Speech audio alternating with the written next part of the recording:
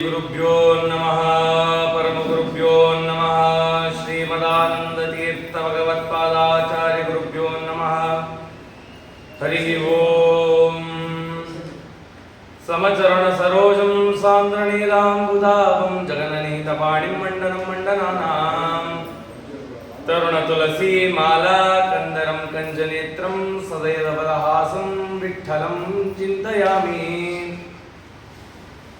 ಬುದ್ಧಿರ್ಬಲಂ ಯಶೋ ಧೈರ್ಯಂ ನಿರ್ಭಯತ್ವಮರೋಗತಾ ಜಾಡ್ಯಂ ವಾಕ್ಪಟುತ್ವಂ ಚ ಹನುಮತ್ಸ್ಮರಣಾತ್ ಭವೇತ್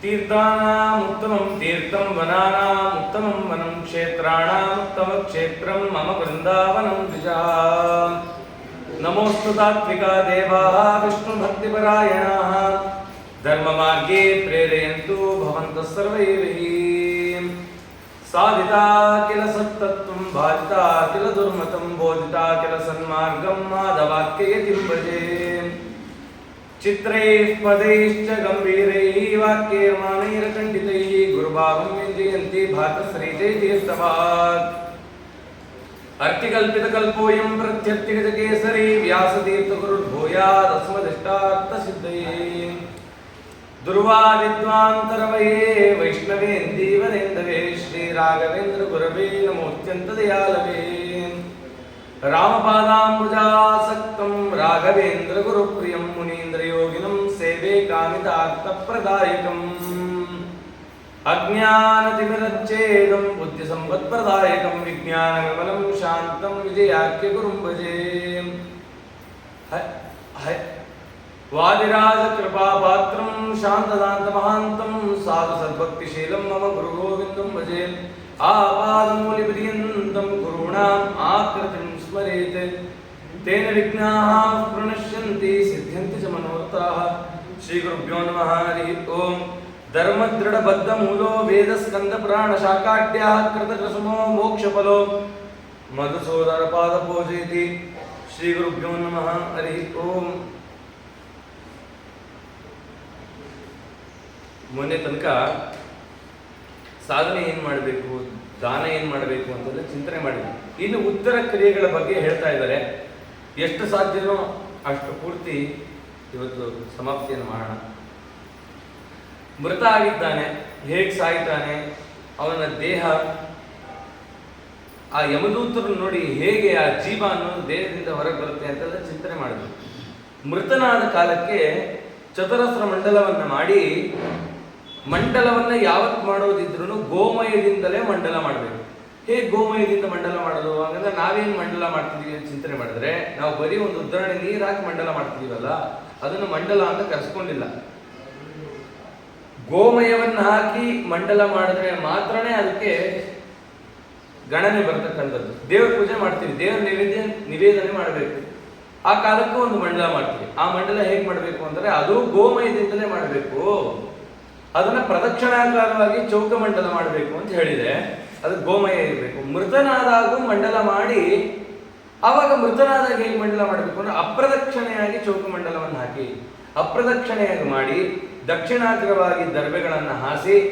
ಯಾಕೆ ದರ್ಬೆಗಳನ್ನು ಹಾರಿಸಬೇಕು ಅಂದ್ರೆ ಆ ದರ್ಬೆಗಳು ತಿಲ ಎಲ್ಲಿರುತ್ತೋ ಅಲ್ಲಿ ದೈತ್ಯರು ಬರಲಿಕ್ಕೆ ಹೆದರ್ಕೊಳ್ತಾರೆ. ಅನೇಕ ಪ್ರೇತಗಳು ಆ ಶವವನ್ನ ಮುತ್ಕೊಳ್ಳಿಕ್ಕೆ ಅಂತ ಬರುತ್ತಂತೆ.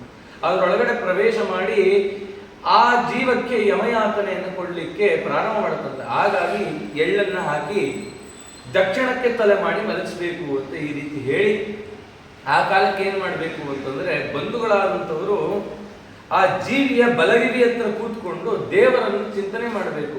ವಿಷ್ಣು ಸಹಸ್ರನಾಮವೋ ಯಾವುದೋ ಒಂದು ಜಪವೋ ಓಂಕಾರ ರಹಿತವಾಗಿ, ಓಂಕಾರ ಸಹಿತವಾಗಿ ಮಾಡಬಾರ್ದು.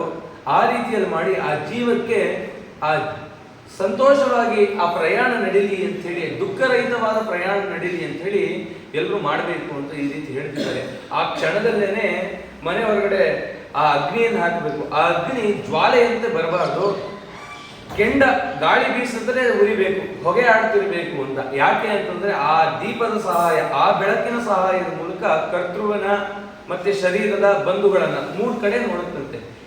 ಎಲ್ಲಿ ನಿಂತ್ಕೊಂಡು ನೋಡುತ್ತೆ ಅಂತಂದ್ರೆ, ಆ ಜೀವಿಯನ್ನ ಎಲ್ಲಿ ಮಲಗಿಸಿರ್ತಾರೋ, ಆ ದೇಹವನ್ನ ಎಲ್ಲಿ ಮಲಗಿಸಿರ್ತಾರೋ ಆ ದೇಹದ ಸಮೀಪದಲ್ಲಿ ಯಾವ್ದಾದ್ರು ವೃಕ್ಷ ಇದೆಯಾ ಅಂತ ಆಶ್ರಯ ಮಾಡುತ್ತೆ.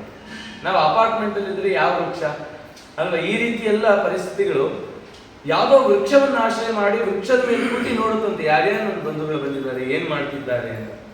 ಹಾಗಾಗಿ ಹೇಳ್ತಾ ಇದ್ದಾರೆ ಆ ಕಾಲಕ್ಕೆ ಅಳಬಾರದು ಅಂತ ಹೇಳಿದ್ದಾರೆ. ಯಾಕೆ ಅಂತಂದ್ರೆ ಅದಕ್ಕೆ ಇನ್ನೂ ದೇಹ ಇದೆ, ಇವರೆಲ್ಲ ಅಳ್ತಿದ್ದಾರೆ ಅಂದ್ರೆ ನಾನು ಈ ದೇಹವನ್ನು ಪ್ರವೇಶ ಮಾಡಬೇಕು ಅಂತ ಪ್ರಯತ್ನ ಪಡುತ್ತೇನೆ. ಮೃತನಾಗಿದ್ರು ಕೂಡ ಅದಕ್ಕೆ ಗೊತ್ತು ಜೀವಕ್ಕೆ ನಾನು ಪುನಃ ನನ್ನ ದೇಹಕ್ಕೆ ಹೋಗಕ್ಕಾಗಲ್ಲ ಅಂತ. ಇವರು ಆ ದೇಹಕ್ಕೆ ತೋರಿಸುವಂತ ಅಭಿಮಾನಕ್ಕೆ ಆ ದೇಹವನ್ನು ಪ್ರವೇಶ ಮಾಡಬೇಕು ಅಂತ ಪ್ರಯತ್ನ ಪಡುತ್ತೆ. ಜೊತೆಗಿದ್ದಂತ ದೂತರು ಅದಕ್ಕೆ ಚಾಟಿಯಲ್ಲಿ ಹೊಡೆದು ಇನ್ನೂ ಶಿಕ್ಷೆ ಕೊಡ್ತಾರೆ. ಹಾಗಾಗಿ ಆ ಶರೀರವನ್ನು ಇಟ್ಟು ಆ ಯಮಯಾತನೆಗೆ ಕಾರಣ ಆಗಬಾರ್ದು. ಅದಕ್ಕೆ ಹೇಳ್ತಾರೆ ಆ ದೇಹವನ್ನು ತಂಗಳು ಮಾಡಬಾರ್ದು. ಗರುಡ ಪುರಾಣ ಎಷ್ಟು ಸ್ಪಷ್ಟವಾಗಿ ಹೇಳಿದೆ ಅಂದ್ರೆ ಹಗಲಲ್ಲಿ ಹೋಗಿದ್ರೆ ಹಗಲಲ್ಲೇ ನೀವು ಅಗ್ನಿಸ್ಪರ್ಶ ಮಾಡಿ, ಅಂದ್ರೆ ಆ ಕಾರ್ಯವನ್ನ ಮಾಡಿ ಉತ್ತರ ಕ್ರಿಯೆ. ರಾತ್ರಿಯಲ್ಲಿ ಮರಣ ಹೊಂದಿದ್ರೆ ರಾತ್ರಿಯಲ್ಲೇ ಮುಗಿಸಿ. ಏನಾದ್ರೂ ಅರ್ಥ ಆಗಲ್ಲ, ರಾತ್ರಿ 11 ಗಂಟೆಗೆ ಹೋದ್ರು ರಾತ್ರಿನೇ ಮುಗಿಸೋದ ಅಂತಂದ್ರೆ ಬೆಳಗಿನ ಜಾವ 4 ಇಲ್ಲ 5 ಗಂಟೆ ಸೂರ್ಯೋದಯ ಪೂರ್ವದಲ್ಲೇ ನೀವು ಮುಗಿಸಿ ಕ್ರಿಯೆ ಅಂತ ಹೇಳಿದ್ರು. ಯಾಕೆ ಅಂತಂದ್ರೆ ದೇಹ ತಂಗಳಾಯ್ತು ಅಂತಂದ್ರೆ ಅದಕ್ಕೆ ಎಲ್ಲಿಲ್ಲದ ಪಾಪಗಳೆಲ್ಲ ಸಂಗ್ರಹ ಆಗುತ್ತೆ. ಎಷ್ಟು ಹೊತ್ತು ಆ ದೇಹವನ್ನ ಇಡ್ತೀವೋ ಅಷ್ಟು ಪಾಪಗಳು ಅದಕ್ಕೆ ಅಭಿವೃದ್ಧಿ ಆಗುತ್ತೆ. ಹಾಗಾಗಿ ಮೂರು ತಾಸಿನ ಒಳಗೂ ಮಾಡಬಾರ್ದು. ಯಾರು ಇಲ್ಲ ಏನೂ ಇಲ್ಲ ಹೋಗ್ಬಿಟ್ಟಿದ್ದಾರೆ 2 ತಾಸಲ್ಲಿ ಮುಗಿಸ್ಬಿಟ್ವಿ ಅನ್ನೋದು ಇಲ್ಲ, 3 ತಾಸು ಕಾಯ್ಬೇಕು. ಯಾಕೆ? ನಾ ಹಿಂದೆ ಹೇಳಿದ್ದೆ, ಯಮದೇವರ ಲೋಕಕ್ಕೆ ಹೋಗಿ ಯಮದೇವರ ದಂಡ ಸ್ಪರ್ಶ ಆಗುತ್ತೆ ಆ ಜೀವಿಗೆ, ಪುನಃ ತಾನು ಬರ್ತಾನೆ. ಇದಾಗಲಿಕ್ಕೆ 3 ತಾಸು ಬೇಕು. ಪುಣ್ಯಜೀವಿ ಆದಂತ 48 ನಿಮಿಷಕ್ಕೆ ಹೋಗಿ ಬರ್ತಾನೆ, ಅದು ಬೇರೆ ಕ್ರಿಯೆ. ಆದ್ರೂ ಆ ಜೀವಿ ಸಾತ್ವಿಕನೋ ರಾಜಸ ತಾಮಸ ನಾವು ನಿರ್ಣಯ ಮಾಡ್ಲಿಕ್ಕಾಗಲ್ಲ, 3 ತಾಸು ನಂತರದಲ್ಲೇ ಮಾಡಬೇಕು. ಇವತ್ತೆಲ್ಲ 2 ದಿನ ಶರೀರ ಇಟ್ಟಿದ್ದಾರೆ, ಮತ್ತೆ ಅವ್ರದ್ದೇನಪ್ಪ ಪರಿಸ್ಥಿತಿ ಅಂತಂದ್ರೆ ಅವನು ಇರುವಾಗಲೇ ಅಷ್ಟು ಪಾಪ ಮಾಡಿದ್ದಾನೆ, ಹಾಗಾಗಿ ಆ ದೇಹಕ್ಕೆ ಸಂಸ್ಕಾರ ಆಗ್ತಿಲ್ಲ ಅಂತ ಅರ್ಥ. ಅದರಲ್ಲಿ ಪುಣ್ಯ ಜೀವಿಗಳು ಹೇಗೆ ಮರಣ ಹೊಂದುತ್ತಾರೆ ಅಂದ್ರೆ, ಪುಣ್ಯ ಜೀವಿಗಳ ಮರಣ ಹೇಗಿರುತ್ತೆ ಅಂತಂದ್ರೆ ಮನೆ ಮಂದಿಗೆಲ್ಲ ಊಟಕ್ಕೆ ಹಾಕ್ಸಿ ತಾವು ಊಟ ಮಾಡಿ ಪ್ರಯಾಣ ಮಾಡ್ತಾರೆ. ಯಾಕೆ ಅಂತಂದ್ರೆ ನಾನು ಮರಣ ಹೊಂದ್ಬಿಟ್ರೆ 12 ಗಂಟೆಗೆ ಮರಣ ಹೊಂದ್ಬಿಟ್ರೆ ರಾತ್ರಿವರೆಗೂ ಎಲ್ಲರೂ ಉಪವಾಸ ಇರ್ಬೇಕಲ್ಲ, ಎಲ್ಲರೂ ಉಪವಾಸ ಇಟ್ಟಿದ್ದು ಕೂಡ ಒಂದು ಪಾಪ ಅಲ್ಲ. ಬಂದು ಮಾಡಿಸಿದ ಬ್ರಾಹ್ಮಣನಿಗೂ ಉಪವಾಸ, ಅದೇನು ಮಾಡೋಕ್ಕಾಗಲ್ಲ ಕೆಲವಾರು ಸತಿ. ಅಂದ್ರೆ ಉತ್ತಮ ಜೀವಿಗಳಿಗೆ ಆ ರೀತಿ ಎಲ್ಲ ನಡೆಯುತ್ತೆ ಅಂತ ಈ ರೀತಿ ವಿಚಾರವನ್ನು ಹೇಳ್ತಾ ಇದ್ದಾರೆ. ಇಷ್ಟೆಲ್ಲ ವಿಚಾರ ನಡೆದು ಮುಂದೆ ಎಲ್ಲ ಏನ್ ಕ್ರಿಯೆ ಮಾಡ್ತಿದ್ದಾರೆ, ಆ ದೇಹವನ್ನ ಎಲ್ಲಿ ಮರಣವನ್ನು ಹೊಂದಬೇಕು ಅಂದ್ರೆ ಎಲ್ಲಿ ಸಾಲಿಗ್ರಾಮ ಇದೆ ಆ ಸಾಲಿಗ್ರಾಮ ಸನ್ನಿಧಿ, ಅಂದ್ರೆ ಮನೆಯಲ್ಲಿ ಸಾಲಿಗ್ರಾಮ ಇದೆ, ಮನೆಯಲ್ಲೇ ಮೃತನಾಗೋದು ಉತ್ತಮ. ಹಾಸ್ಪಿಟಲ್ ಅಲ್ಲೋ ಅಥವಾ ಎಲ್ಲೋ ಆದ್ರೆ ಅಲ್ಲಿ ಏನಿದೆ ಭಗವತ್ ಸಂಬಂಧಪಟ್ಟಂತ ಏನೂ ಇಲ್ಲ, ಕೇವಲ ವೈದ್ಯಕೀಯ ವಿಚಾರ ಅಥವಾ ಲೌಕಿಕ ವಿಚಾರಗಳೇ ಹೆಚ್ಚು. ಎಲ್ಲಿ ಸಾಲಿಗ್ರಾಮದ ಬಳಿಯಲ್ಲಿ ಮೃತನಾಗ್ತಾನೆ ಅವನ ಎಲ್ಲ ಕಷ್ಟಗಳನ್ನು ಕೂಡ ಅಂತ್ಯಕಾಲದಲ್ಲಿ ಆ ಪರಮಾತ್ಮ ಕಳೀತಾನೆ ಅಂತ ಈ ರೀತಿ ವಿಚಾರ ಹೇಳ್ತಾರೆ. ತುಳಸಿಯ ಬುಡದಲ್ಲಿ ಮಲಗಿಸ್ಬೇಕು. ಮೃತನಾಗಿದ್ದಾನೆ, ಅವನ ತಲೆ ಹತ್ರ ತುಳಸಿ ವೃಂದಾವನವನ್ನಿಟ್ಟೆ ಆ ತುಳಸಿಯ ನೆರಳು ಆ ಶರೀರಕ್ಕೆ ಬೀಳೋ ಹಾಗೆ ಮಾಡಬೇಕು. ಏನಂತದ್ದು ಮಹತ್ವ ತುಳಸಿಗೆ, ಎಲ್ಲಿಂದ ಉತ್ಪತ್ತಿ ಆಯ್ತು ತುಳಸಿ ಅಂತಂದ್ರೆ ಒಂದು ವಿಚಾರವನ್ನು ಹೇಳ್ತಾರೆ. ಒಮ್ಮೆ ಪರಮಾತ್ಮನ ಮುಂದೆ ನೋಡಿ ತುಳಸಿ ಹೇಗೆ ಉತ್ಪತ್ತಿ ಆಯಿತು ಅಂತ. ಪರಮಾತ್ಮ ನಾರಾಯಣ ವೈಕುಂಠದಲ್ಲಿ ಆಸೀನನಾಗಿದ್ದ ಅನಂತಾಸನದಲ್ಲಿ. ಆ ಕಾಲಕ್ಕೆ ಸರಸ್ವತಿ ದೇವಿ ಮತ್ತು ಗಂಗಾದೇವಿ ಇಬ್ಬರು ಬಂದರಂತೆ. ಇಬ್ಬರು ಬಂದರು, ಇಬ್ರು ನಾರಾಯಣನನ್ನ ದಿಟ್ಟಿಸಿ ನೋಡ್ತಾ ಇದ್ದಾರೆ. ಎಂಥ ಅದ್ಭುತವಾದ ಅಪ್ರಮೇಯ ಅಚಿಂತ್ಯ ಅದ್ಭುತನಾಗಿರ್ತಕ್ಕಂಥ ಪರಮಾತ್ಮನ ಗುಣಗಳನ್ನ ಚಿಂತನೆ ಮಾಡ್ಲಿಕ್ಕೆ ಅಂತ ಕೂತಿದ್ದಾರೆ. ಸರಸ್ವತಿ ಆ ಬದಿಯಲ್ಲಿ ಕೂತಿದ್ದಾಳೆ, ಗಂಗೆ ಈ ಕಡೆ ಕೂತಿದ್ದಾಳೆ. ಸರಸ್ವತಿ ದೇವಿ ಗಂಗೆ ಕೇಳಿದ್ರಂತೆ, ನಮ್ಮ ಮಾವನ್ನ ನೀನೇನ್ ದಿಟ್ಟಿಸ್ಕೊಂಡು ನೋಡ್ತೀಯ? ನಿನಗೆ ಮಾವ ಇರ್ಬೋದು, ನನಗೆ ನಮ್ಮಪ್ಪನ ನಾನು ನೋಡೇ ನೋಡ್ತೀನಿ ಅಂತ ಹೇಳಿ ಇಬ್ರಿಗೂ ಜಗಳ ಶುರು ಆಗೋಯ್ತು ಅಂತೆ. ಲಕ್ಷ್ಮೀ ದೇವಿ ಪರಮಾತ್ಮನ ಪಾದದ ಹತ್ರ ಇದ್ಲು, ಸುಮ್ಮನೆ ಇದ್ಲಂತೆ. ಸೊಸೆ ಮಗಳು ಇಬ್ರು ಜಗಳ ಮಾಡ್ತಿದ್ರು, ಮಾತಾಡ್ಲಿಲ್ಲ, ಸುಮ್ಮನೆ ಇದ್ಲಂತೆ. ಇಬ್ರಿಗೂ ಗಲಾಟೆ ಭಯಂಕರ ಆಯ್ತು. ಕಡೆಗೆ ಸರಸ್ವತಿಗೆ ಸಿಟ್ಟು ಬಂದು ಗಂಗೆಗೆ ಶಾಪ ಕೊಟ್ಲಂತೆ, ನನಗೆ ನೀನಿಷ್ಟು ವಾದ ಮಾಡ್ತೀಯಲ್ಲ, ನೀನು ಭೂಲೋಕದಲ್ಲಿ ನೀರಾಗಿ ಹರಿಯಿಲ್ಲ, ಅದಕ್ಕೆ ಗಂಗೆನೂ ಅನ್ನುತ್ತೆ ನೀನು ನೀರಾಗಿ ಹರಿಯ. ಸರಿ ಆಯ್ತು ಇಷ್ಟಿ. ಆಮೇಲೆ ಇಬ್ರು ಸಮಾಧಾನ ಆದ್ರು, ಗಂಗೆ ಸರಸ್ವತಿ ಇಬ್ರು ಸಮಾಧಾನ. ನಾನು ನೀನು ಇಷ್ಟು ಜಗಳ ಮಾಡ್ತಾ ಇದ್ದೀವಿ, ಲಕ್ಷ್ಮಣ ಅವ್ರು ಸುಮ್ಮನೆ ಕೂತಿದ್ದಾರೆ. ಅದಕ್ಕೆ ಲಕ್ಷ್ಮಿ ಮುಖ ನೋಡೋದಂತೆ. ಲಕ್ಷ್ಮಿನೂ ಸುಮ್ಮನೆ ಇದ್ಲು, ಅವಳು ಶಾಪ ಕೊಟ್ಬಿಟ್ರಂತೆ. ಗಂಗೆ ಸರಸ್ವತಿ ಇಬ್ರು ಸೇರಿ ಶಾಪ ಕೊಟ್ಟರು. ಏನು ಅಂದ್ರೆ ನಾವಿಬ್ರು ಜಗಳ ಮಾಡ್ತಿದ್ರು, ನೀನ್ ಮಾತಾಡ್ತಿಲ್ಲ, ಹಾಗಾಗಿ ನೀನು ವೃಕ್ಷವಾಗಿ ಹುಟ್ಟು ಅಂತ ಹೇಳಿದ್ರು. ಅಲ್ಲಿವರೆಗೂ ನಾರಾಯಣ ಮಾತಾಡಿಲ್ಲ, ಅವಾಗ ಮಾತಾಡಲ್ಲ ಪರಮಾತ್ಮ. ಏನಕ್ಕೆ ನಾನು ಮೌನವಾಗಿದ್ದೆ ಇಲ್ಲಿವರೆಗೂ ಅಂತಂದ್ರೆ, ಈ ಕ್ರಿಯೆಯನ್ನ ನಾನೇ ಮಾಡಿಸ್ತಾ ಇದ್ದೆ. ಲಕ್ಷ್ಮೀದೇವಿ ತುಳಸಿ ವೃಕ್ಷವಾಗಿ ಭೂಮಿಗೆ ಬರಬೇಕು. ಯಾಕೆ ಅಂತಂದ್ರೆ, ಸಮುದ್ರ ಮಥನ ಕಾಲದಲ್ಲಿ ಕೆಲವಾರು ವೃಕ್ಷಗಳೆಲ್ಲ ಹುಟ್ಟುತ್ತಂತೆ. ಅಮೃತ ಬಂತು ದೇವತೆಗಳು ದೈತ್ಯರಿಬ್ರು ಜಗಳ ಮಾಡ್ಲಿಕ್ಕೆ ಶುರು ಮಾಡೋದು. ಆಗ ಈ ಅಮೃತ ಕಲಶವನ್ನು ಎಲ್ಲಿಡೋಣ? ಯುದ್ಧ ಮಾಡಬೇಕು ಅಂತಂದ್ರೆ ಒಂದ್ ಕಡೆ ಇಡಬೇಕು ತಾನೆ. ಕೈಯಲ್ಲಿ ಇಟ್ಕೊಂಡು ಮಾಡಿದ್ರೆ ಅಷ್ಟು ಕೂಡ ಸಮುದ್ರದ ಪಾಲಾಗತ್ತೆ. ಏನ್ ಮಾಡೋಣ ಅಂತ ಚಿಂತನೆ ಮಾಡಿದಾಗ ಇಂದ್ರನ ವಾಹನವಾದ ಐರಾವತ ನಿಂತಿತ್ತು. ಆ ಐರಾವತದ ನಾಲ್ಕು ಕಾಲಿನ ಮಧ್ಯದಲ್ಲಿ ಇಟ್ಟಂತೆ ಅಮೃತ ಕಲಶವನ್ನು. ಇಲ್ಲಿ ದೇವತೆಗಳು ದೈತ್ಯರು ಯುದ್ಧ ಮಾಡ್ತಿದ್ದಾರೆ. ಆ ಐರಾವತ ಆನೆಗೆ ಮದ ಏರ್ಬಿಡ್ತದೆ. ಮದ ಏರಿ ನಾನು ಹೋಗಿ ಗುಮ್ಮಬೇಕು, ಅವ್ರನ್ನೆಲ್ಲ ತುಳಿಬೇಕು ಅಂತ ಅನಿಸ್ತದೆ. ಆದ್ರೆ ಅದಕ್ಕೆ ಆಗ್ಲಿಲ್ಲ. ಆ ಕಾಲಕ್ಕೆ ಭೂಕಂಪನ ಆಗಲಿಕ್ಕೆ ಶುರು ಮಾಡ್ತಂತೆ. ಆ ಐರಾವತದ ಬೆವರು ಅಂದ್ರೆ ಮದಜಲ ಅಂತ ಕರೀತಾರೆ. ಅದು ಭೂಮಿಗೆ ಬೀಳಬೇಕು. ಅದೇ ಸಂದರ್ಭಕ್ಕೆ ಈ ಭೂಕಂಪ ಆಯ್ತಲ್ಲ, ಆ ಅಮೃತ ಕಲಶದ ಒಂದು ಬಿಂದು ಮತ್ತೆ ಐರಾವತದ ಬೆವರು ಎರಡು ಸೇರಿ ಭೂಮಿಗೆ ಬಿದ್ದಾಗ ಹುಟ್ಟಿದ್ದೆ ನಾಗವಲ್ಲಿ. ನಾಗವಲ್ಲಿ ಅಂತಂದ್ರೆ ನಾಗ ಅಂತಂದ್ರೆ ಆನೆ, ವಲ್ಲಿ ಅಂತಂದ್ರೆ ಈ ಅಮೃತ ಆ ಬೆವರಿನ ಸಂಗಮ. ಅದು ಯಾವುದಂದ್ರೆ ವಿಳ್ಳೆದೆಲೆ ಉತ್ಪತ್ತಿ ಆಯ್ತು. ಹಾಗಾಗಿ ಗೃಹಸ್ಥರು ಯಾಕೆ ವಿಳ್ಳೆದೆಲೆಯನ್ನು ಹಾಕೋಬೇಕು ಅಂತಂದ್ರೆ ಅದರಲ್ಲಿ ಅಮೃತ ಇದೆ. ಬ್ರಹ್ಮಚಾರಿಗಳಿಗೆ ಹೇಳಿಲ್ಲ, ಯಾಕೆಂದ್ರೆ ಅದು ಭೋಗ ಪದಾರ್ಥ, ಅದು ಬೇಡ ಅಂತ ಹೇಳಿದ್ರು. ಗೃಹಸ್ಥನಾದವನು ಕಡ್ಡಾಯವಾಗಿ ಭೋಜನ ನಂತರ ಮಾಡಬೇಕು. ಯಾವಾಗ? ಶ್ರಾದ್ದವಿಲ್ಲದಾಗ. ಶ್ರಾದ್ದದ ದಿನ ಹಾಕೊಂಡ ಅಂತಂದ್ರೆ 100 ವರ್ಷ ಶ್ರಾದ್ದ ಮಾಡಿದ್ದು ಘಾತವಾಗುತ್ತೆ ಅಂತ ಹೇಳಿದ್ರು. ಹಾಗಾಗಿ ಅದು ಬೇಡ, ನಿಷೇಧ ಅಂತ ಹೇಳಿದೆ, ಹಾಕಬೇಡ ಅಂತ ಹೇಳಿದೆ. ಯಾರು ಹಾಕಬೇಕು? ಮನೆಗೆ ಬಂದ ಬ್ರಾಹ್ಮಣ ಹಾಕಬಹುದು. ಹಾಗಾಗಿ ಇದಕ್ಕೆಲ್ಲ ನಿಯಮ. ಕರ್ತೃ ಆದಂತ ಯಜಮಾನನಾದವನು ಹಾಕಬಾರದು ಅಂತ ವಿಚಾರ ಹೇಳಿದ್ರು. ಸರಿ, ಈ ರೀತಿ ಆಯ್ತು. ಆಗ ತುಳಸಿ ದೇವಿ ಕೂಡ ಅಲ್ಲೇ ಆವಿರ್ಭಾವಳಾದಂತೆ. ಆಗ ಪರಮಾತ್ಮ ಒಂದು ನುಡಿತಾನೆ. ಏನು ಅಂತಂದ್ರೆ, ಕಮಲ ಪುಷ್ಪ ಇರಲಿ, ಸಂಪಿಗೆ ಪುಷ್ಪ ಇರಲಿ, ಯಾವ ಪುಷ್ಪಗಳಿರಲಿ, ಯಾವ ಪತ್ರಗಳಿರಲಿ, ನಿನ್ನನ್ನ ರಹಿತವಾಗಿ ನನ್ನನ್ನು ಪೂಜೆ ಮಾಡಿದ್ರೆ ನಾನು ಅದನ್ನು ಸ್ವೀಕಾರ ಮಾಡಲ್ಲ. ಅದಕ್ಕೆ ಒಲ್ಲನೋ ಹರಿತಾಕೊಳ್ಳನು ಎಲ್ಲ ಸಾಧನವಿತ್ತು ತುಳಸಿ ಇಲ್ಲದ ಪೂಜೆ. ತುಳಸಿ ಸಹಿತವಾಗೇ ಮಾಡಬೇಕು. ಯಾಕೆ ಅಂದ್ರೆ ಲಕ್ಷ್ಮೀದೇವಿ ಸನ್ನಿಧಾನ. ಜಾಂಬವತಿ ಅಂತ ಕರೀತಾರೆ, ಅದು ಬೇರೆ ಕಥೆ. ಆದ್ರೆ ಶುದ್ಧವಾಗಿ ತುಳಸಿ ಹುಟ್ಟಿದ್ದು ಹೀಗೆ. ಇದನ್ನ ತಿಳ್ಕೊಂಡು ತುಳಸಿ ಸಹಿತವಾಗಿ ಪ್ರತಿಯೊಂದು ಕಾರ್ಯ ಮಾಡಿ. ಅದಕ್ಕೆ ಇನ್ನೂ ತುಂಬಾ ವಿಚಾರ ಹೇಳ್ತು. ದೇವರ ಪೂಜೆಯನ್ನ ಪ್ರಾರಂಭ ಮಾಡೋಕ್ಕಿಂತ ಪೂರ್ವದಲ್ಲಿ ತುಳಸಿ ವೃಕ್ಷಕ್ಕೆ ನಮಸ್ಕಾರ ಮಾಡಿ, ತುಳಸಿಯಲ್ಲಿ ಸನ್ನಿಹಿತರಾದ ಲಕ್ಷ್ಮೀದೇವಿಯೇ ನನ್ನ ಶುದ್ಧ ಮಾಡಿ ಪರಮಾತ್ಮನ ಪೂಜೆ ಕಳಿಸ್ಕೊಡು ಅಂತ ನಮಸ್ಕಾರ ಮಾಡಬೇಕು ಅಂತ ಹೇಳ್ತಾ ಇದ್ದೀವಿ.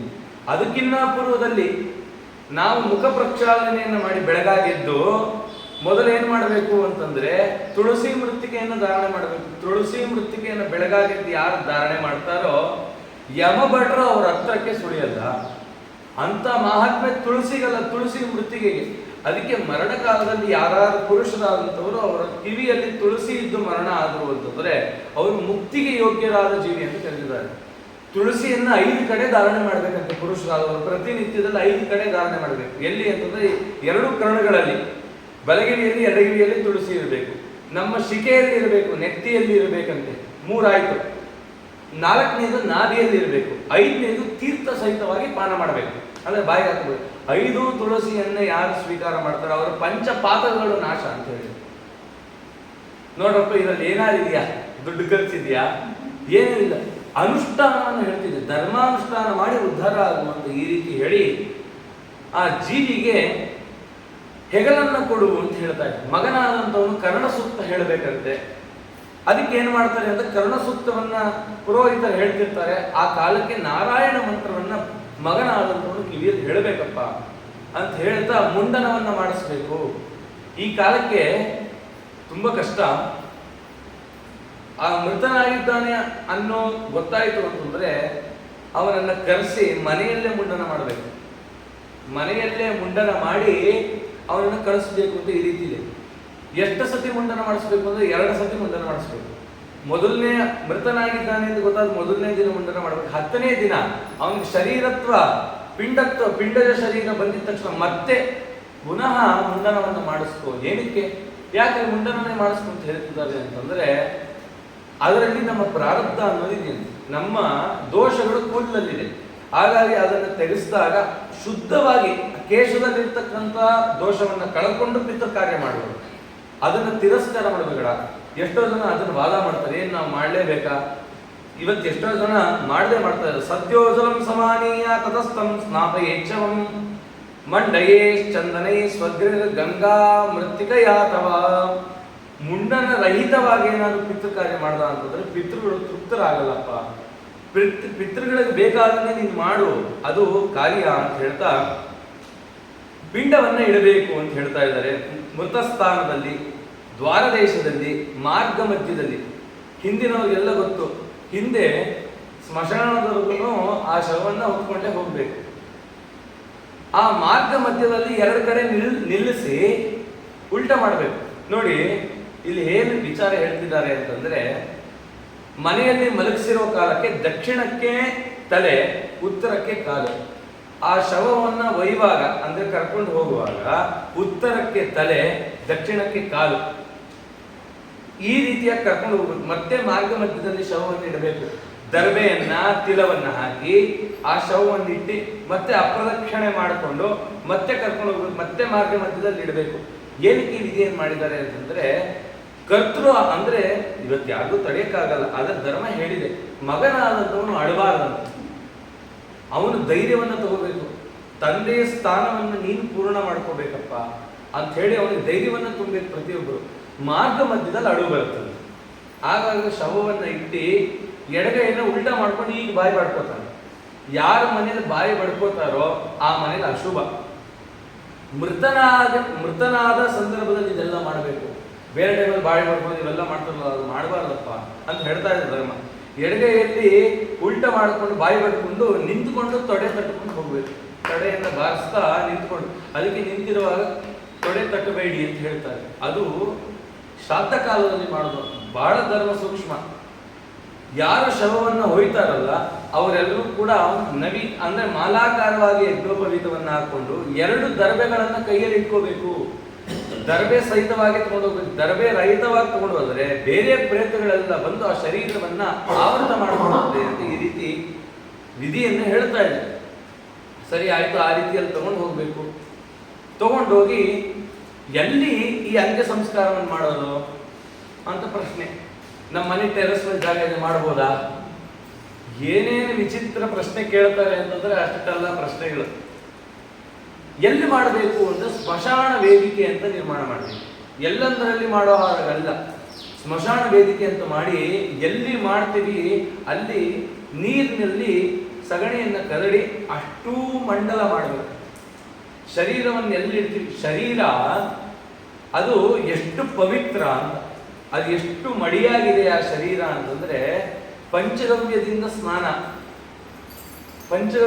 ಸ್ನಾನ, ಮೃತ್ತಿಕಾ ಸ್ನಾನ, ಗಂಗಾ ಸ್ನಾನ ಎಲ್ಲ ಮಾಡಿ ದೇಹ ಶುದ್ಧವಾಗಿದೆ.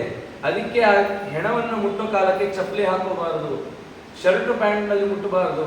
ಅದಕ್ಕೆ ನಾವು ಗೌರವ ಕೊಡಬೇಕು. ಯಾಕೆ ಅಂದ್ರೆ ಆ ದೇಹವನ್ನ ಮಗನಾದವನು ಏನಂತ ಸಮರ್ಪಣೆ ಮಾಡ್ತಿದ್ದಾನೆ ಅಗ್ನಿಗೆ ಅಂತಂದ್ರೆ, ಇದು ಸಮಿತ್ತು, ಇದೇ ತುಳಸಿ ಕಾಷ್ಟ, ಇದನ್ನ ಪರಮಾತ್ಮನಿಗೆ ಅರ್ಪಣೆ ಮಾಡ್ತಿದ್ದೀನಿ ಅಂತ ಅತಿ ಶುದ್ಧವಾಗಿ ಮಾಡಬೇಕು. ಮನೆಯಲ್ಲಿ ಶವ ಇರೋವರೆಗೂ ಮನೆಯ ಒಳಗಡೆ ಮೈಲಿಗೆ ಇಲ್ಲ. ಮಗು ಹುಟ್ಟಿದೆ, ಜಾತ ಶವ ಹುಟ್ಟಿದ ತಕ್ಷಣ ಪೂರ್ಣಲ್ಲ.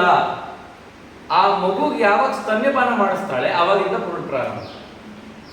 ಹಾಗಾಗಿ ಅಲ್ಲಿವರೆಗೂ ಇಲ್ಲ ಅಂತ ಹೇಳಿದೆ. ಅಲ್ಲಿವರೆಗೂ ನಿಮ್ಮ ಮನೇಲಿ ಏನೇನಿದೆ ಅದನ್ನೆಲ್ಲ ಮುಗಿಸ್ಕೋಬೇಕು ಅಂತ. ಇದರಲ್ಲೂ ಅಷ್ಟೇನೆ. ಆದ್ರೆ ಶವವನ್ನು ಅದು ಮೃತವಾಗಿದೆ ಅಂತ ಗೊತ್ತಾಗಲ್ಲ, ದುಃಖ ಆಗಿದೆ. ಹಾಗಾಗಿ ಆ ಮೈಲಿಗೆ ಅಂತ ಹೇಳಿ ಮನೆಗೆ ಬಂದವರಿಂದ ದೇವರ ಮನೆಯನ್ನು ಬಾಗಿಲಾಗಿಸ್ಬೇಕು. ಯಾಕೆ ಅಂದ್ರೆ ನಮಗೆ ಸೋಕದಂತ ಪದಾರ್ಥಗಳು ಅಲ್ಲಿಗೆ ಹೋಗಿ ಪರಮಾತ್ಮನ ಸನ್ನಿಧಾನ ಮೈಲಿಗೆ ಆಗಬಾರ್ದು. ಹಾಗಾಗಿ ಈ ರೀತಿ ಹೇಳ್ತಾ ಶವ ಹೊರಟಿದ ತಕ್ಷಣದಲ್ಲೇ ಮನೆಯಲ್ಲಿ ದೀಪ ಹಚ್ಚಬೇಕು. ಈ ರೀತಿ ಎಲ್ಲ ಹೇಳಿದೆ ಹೋಗ್ಬೇಕು. ಅಲ್ಲಿ ಸ್ಮಶಾನ ವೇದಿಕೆ ಅಂತ ಹೇಳಿ, ಆ ಸ್ಮಶಾನ ವೇದಿಕೆಗೆ ದಹನ ಕ್ರಿಯೆಗೆ ಬೇಕಾದಂತ ಅನೇಕ ನಿಯಮಗಳೆಲ್ಲ ಇದೆಯಪ್ಪ. ಅದನ್ನೆಲ್ಲ ಮಾಡಿ ಕೈಗೆ ಕಾಲಿಗೆ ಎಲ್ಲ ಕಟ್ಟುಬಿಟ್ಟಿರ್ತಾರಲ್ಲ, ಆ ಬಂಧನಗಳನ್ನೆಲ್ಲ ಮಗನ ಕೈಯಲ್ಲಿ ಕಟ್ಟು ಮಾಡಿಸ್ತಾರೆ. ಅವನು ಹೋಗೋ ಸಂದರ್ಭದಲ್ಲಿ ಯಾವ ಬಂಧನ ಇರಬಾರ್ದು, ಒಂದು ಬಳೆ ಕೂಡ ಇರಬಾರ್ದು ಪುರುಷರಿಗೆ. ಸ್ತ್ರೀಯರಿಗಾದ್ರೆ ಅವ್ರಿಗೆ ಅಲಂಕಾರ ಮಾಡಿ ಕಳಿಸ್ಬೇಕು, ಮುತ್ತೈದೆಯರಿಗೆ ಈ ತರ ಕೆಲವಾರೆಲ್ಲ ವಿಧಾನಗಳಿದೆ.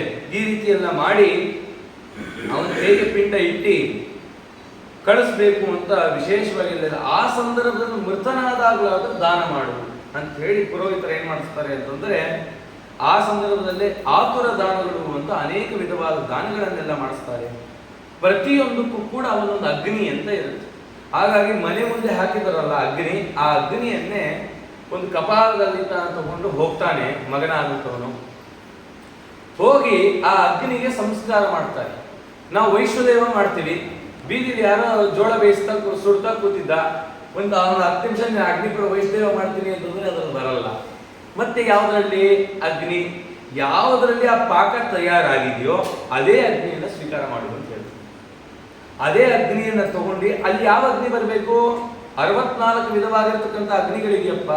ಅಲ್ಲಿ ರುಕ್ಮನಾಮಕ ಅಗ್ನಿ ಅಂತ ಕರೆದಿದೆ. ಇಲ್ಲಿ ಯಾವ ಅಗ್ನಿ ಅಂದ್ರೆ ಕವ್ಯನಾಮಕ ಅಗ್ನಿ ಅಂತ ಕರೆದಿದೆ. ಕ್ರಮ್ಯದ ಅಗ್ನಿ ಅಂತ ಆ ಅಗ್ನಿಗೆ ಸಂಸ್ಕಾರ ಮಾಡಿ ಆ ಶವವನ್ನ ಆ ವೇದಿಕೆ ಏನ್ ನಿರ್ಮಾಣ ಆಗಿದೆ ಭೂಮಿಯನ್ನ ಕೆರಿಬೇಕಂತ ಸ್ವಲ್ಪ. ಭೂಮಿಯನ್ನ ಕೆರೆದು ಅಲ್ಲಿ ಗೋಮಯದಿಂದ ಶುಚಿ ಮಾಡಿ ಮಂಡಲ ಮಾಡಿ ದರ್ಬೆಯನ್ನ ಹಾಸಿ ತಿಲವನ್ನ ಹಾಕಿ ಆಮೇಲೆ ಒಣಗದಂತ ಸೌದೆಗಳನ್ನಿಟ್ಟು ಸಂಸ್ಕಾರ ಮಾಡಬೇಕು. ಸಂಸ್ಕಾರ ಮಾಡೋ ಕಾಲಕ್ಕೆ ಆ ಮಗನಿಗೆ ಬ್ರಹ್ಮಹತ್ಯೆ ದೋಷ ಪ್ರಾಪ್ತವಾಗಿದೆ.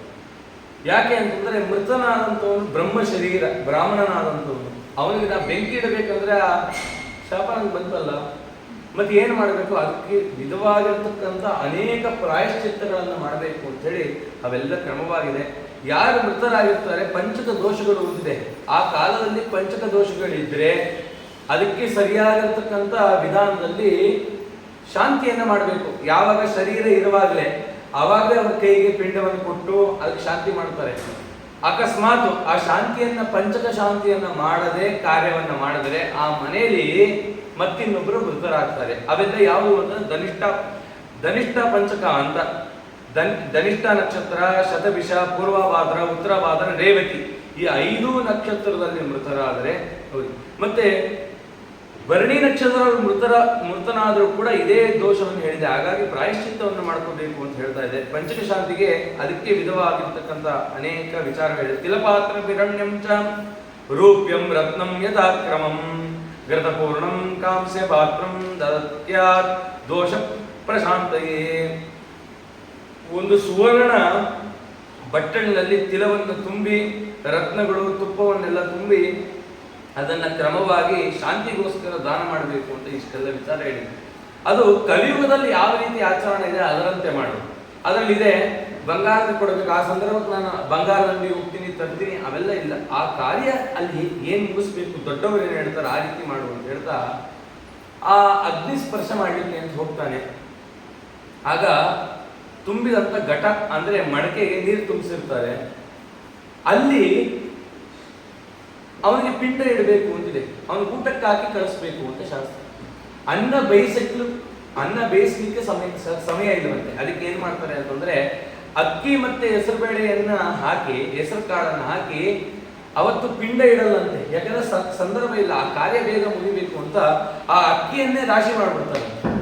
ಅಕ್ಕಿಯನ್ನ ರಾಶಿ ಮಾಡಿ ಅದಕ್ಕೆ ಪಿಂಡವನ್ನ ಕೊಟ್ಟು ಅದೇ ಪಿಂಡ ಅಂತ ಹೇಳಿ ಮತ್ತೆ ಭೂಗತ ಮಾಡ್ತಾರೆ ಅಂತ ಈ ರೀತಿ ಹೇಳಿದೆ.